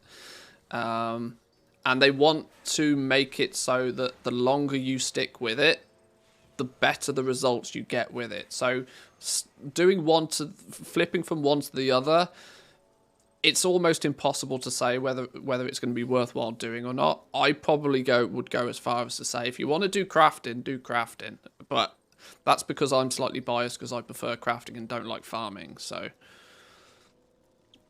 it's a difficult one to kind of answer because there is no right answer to begin with. Yeah, it's a tricky one.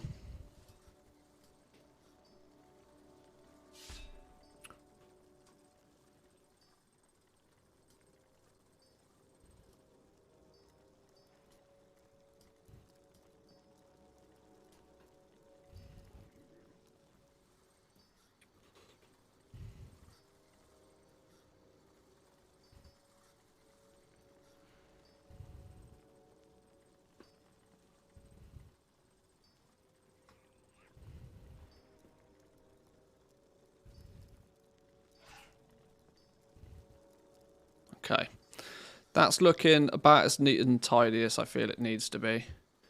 Although, saying that, this lot could just be moved up here, couldn't it? Let's put that there. Oh, that wasn't everything. Okay, well, you lot move up and all then.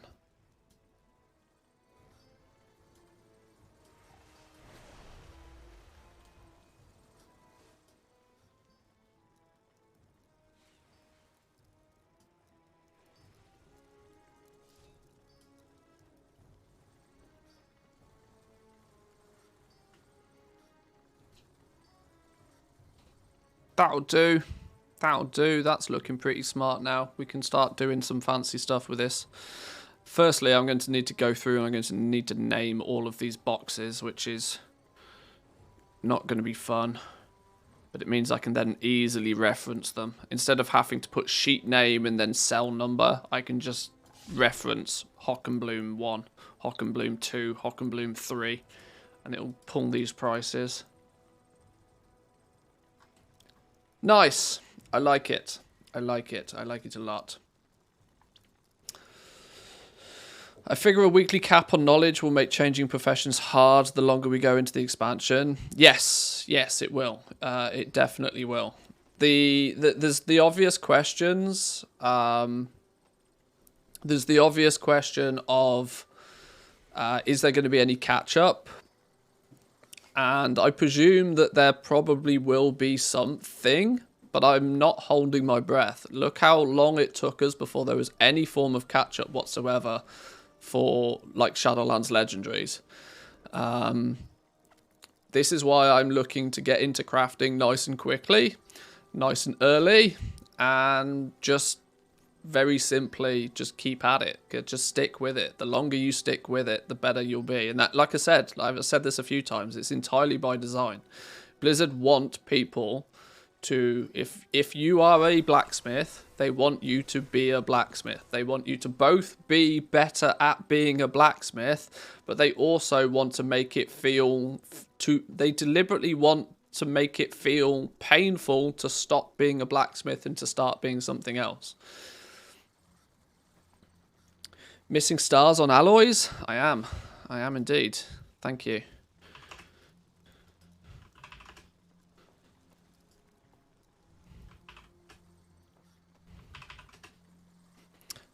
Prismatic ore prospecting works now? Oh, does it? Does it? Can we actually get a reliable amount of the damn stuff? Well, that's one thing I hadn't considered. That's something that needs to go on my list, doesn't it? Prismatic ore. Is prismatic ore... is it a... Does it have quality attached to it? It doesn't, does it? I really don't want to have to slide it in here only to then realise that it's not going to be in the game when it goes live and have to get rid of it. Alright, it's going here. Prismatic ore.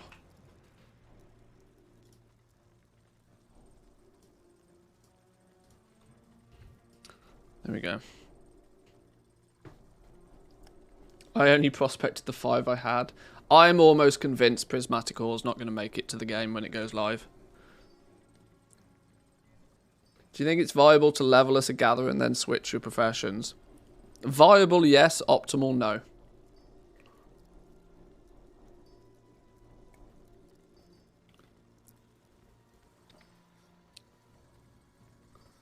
Do you think Blizzard wants us having alts farming and mains doing the maxing of professions? See, that makes a lot more sense, right? This is what I've been suggesting since that your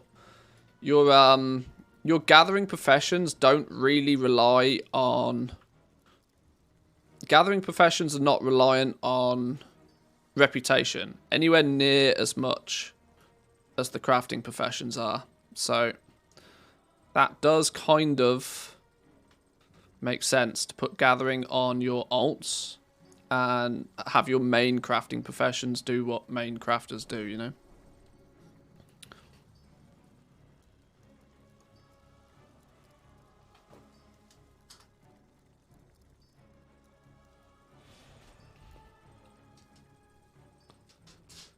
Okay.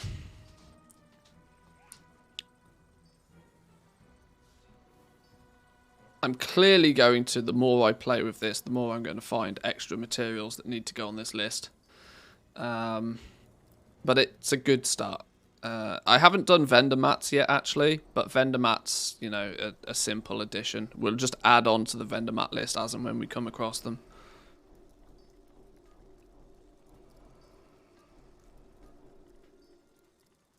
I've all my mats listed in a single column, so I can just do VLOOKUP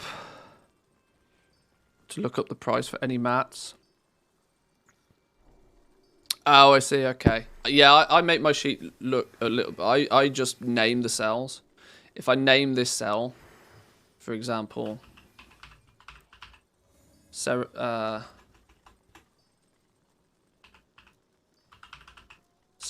1, and then name this cell Ceravite 2.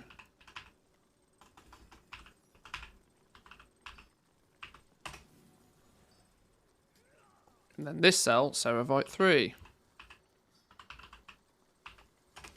Means I can then directly just use, if I then in a totally different sheet go equals Ceravite 1, 2 or 3, Ceravite 2, boom, hey presto. Just keeps things simple. Optimal? I don't know. A little bit more effort up front. Less likely to fuck up in the future.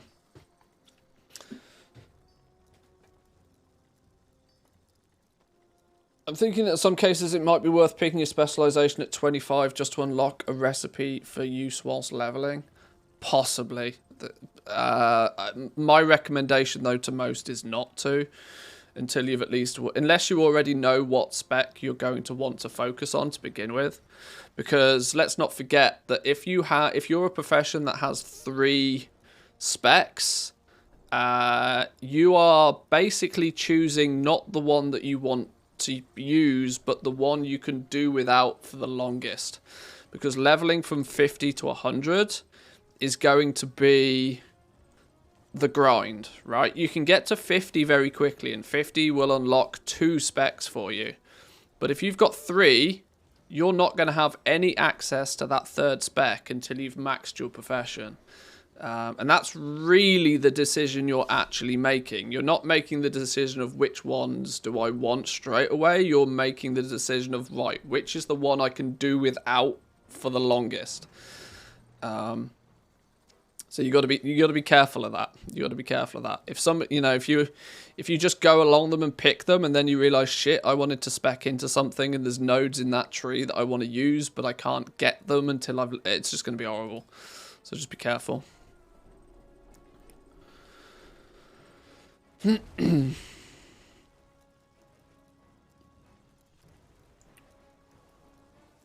Can confirm no quality on prismatic ore. Are you putting soul cages on there? I've not looked into those in enough detail. Oh, runed writhe bark, chilled runes, stuff like that. Yes, that is also stuff that's going to need to go on the list, actually. That is a good shout. That's probably going to end up down the bottom of this list somewhere. Ruined Wraith Bark, Chilled Runes, yeah. There's always sneaky things. I mean, they're literally here. It literally says reagents. I should have Chilled Rune. Oh, hang on, what's going on here?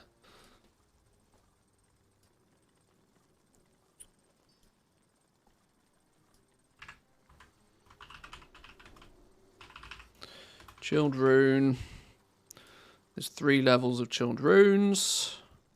They are bind on equip, yeah.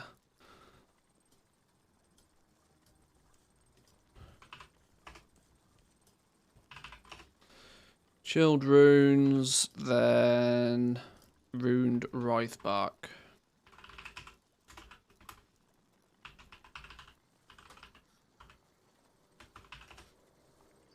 Three qualities are you. See, I knew it wouldn't take long before we find extra stuff that needs to go on the list.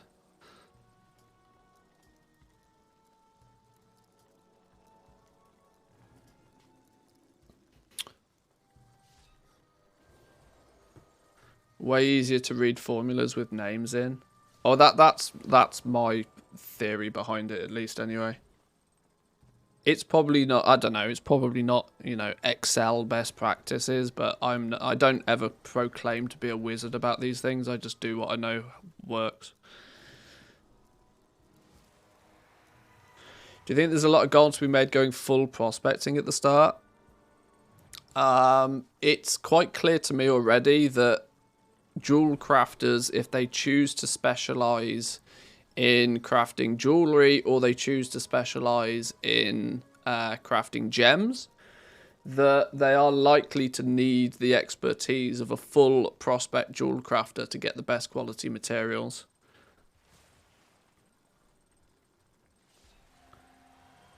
So maybe is the answer. There's lots of maybes. All of these questions end up being maybes because, you know, there's a lot of stuff we still don't know.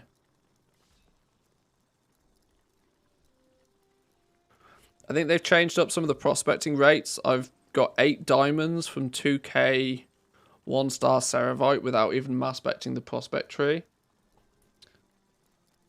We can give it another test. Luckily, I've my prospecting sheet has a bit of data in that we can compare against.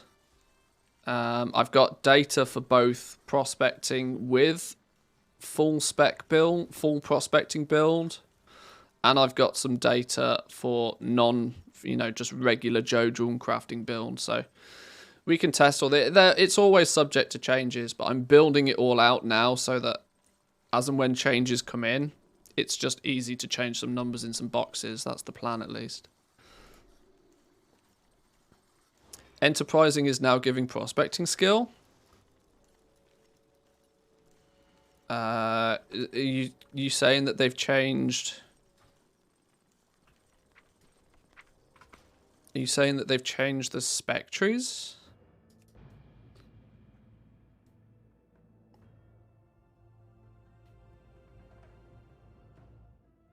What do you think about Dark Moon trinkets versus jewel crafting trinkets? Dark Moon trinkets will still have their place. The jewel crafters trinkets are locked behind an aggressive renowned farm, so they're not going to be accessible very quickly. They may or may not be technically better, but that's not going to matter because Dark Moon cards is a first week thing. That's when people go crazy for Dark Moon cards. You're not going to have access to the jewel crafting ones quite that quickly.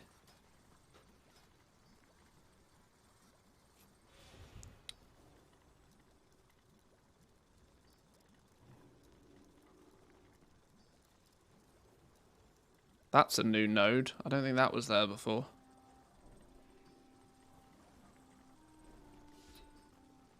Learn how to create the jeweled offering toy. What the flippin' hell is that? Jeweled offering toy. Humbly offer your most prized possession to whoever considers you worthy enough to accept it. 1 day cooldown. 10 vibrant cloth. Lord. Okay. You can now discover prismatic ore when prospecting, which in itself can be prospected for higher yielding gems. Prospecting speed is increased, increases the chance of acquiring glass. Resourcefulness increases your chance of acquiring raw gems. Prospecting prismatic ore has a chance to contain casgarite ore. Prospecting speed is also increased.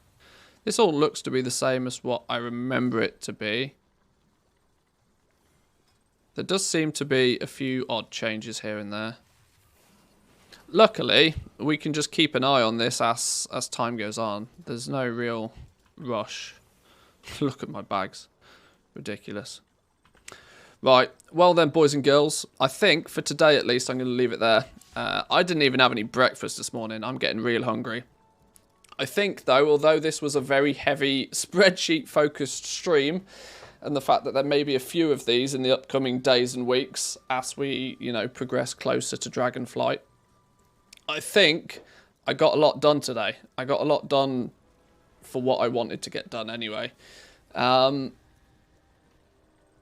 Tomorrow there's unlikely to be a stream. I've got lots of weird real-life commitments at the moment that I can't easily talk about on stream just yet.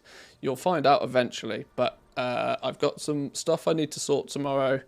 So I may not be streaming tomorrow, although I will have the ability to put some video content together tomorrow, at least in small parts anyway. Next stream will probably be Wednesday, which will of course be pre-patch day for us in the EU, which will be nice. So we'll take a little bit of a look at that. Not that there's seemingly a huge amount to play with other than making our UI look nice and fancy, seeing just how many add-ons are broken, and a few other fun things.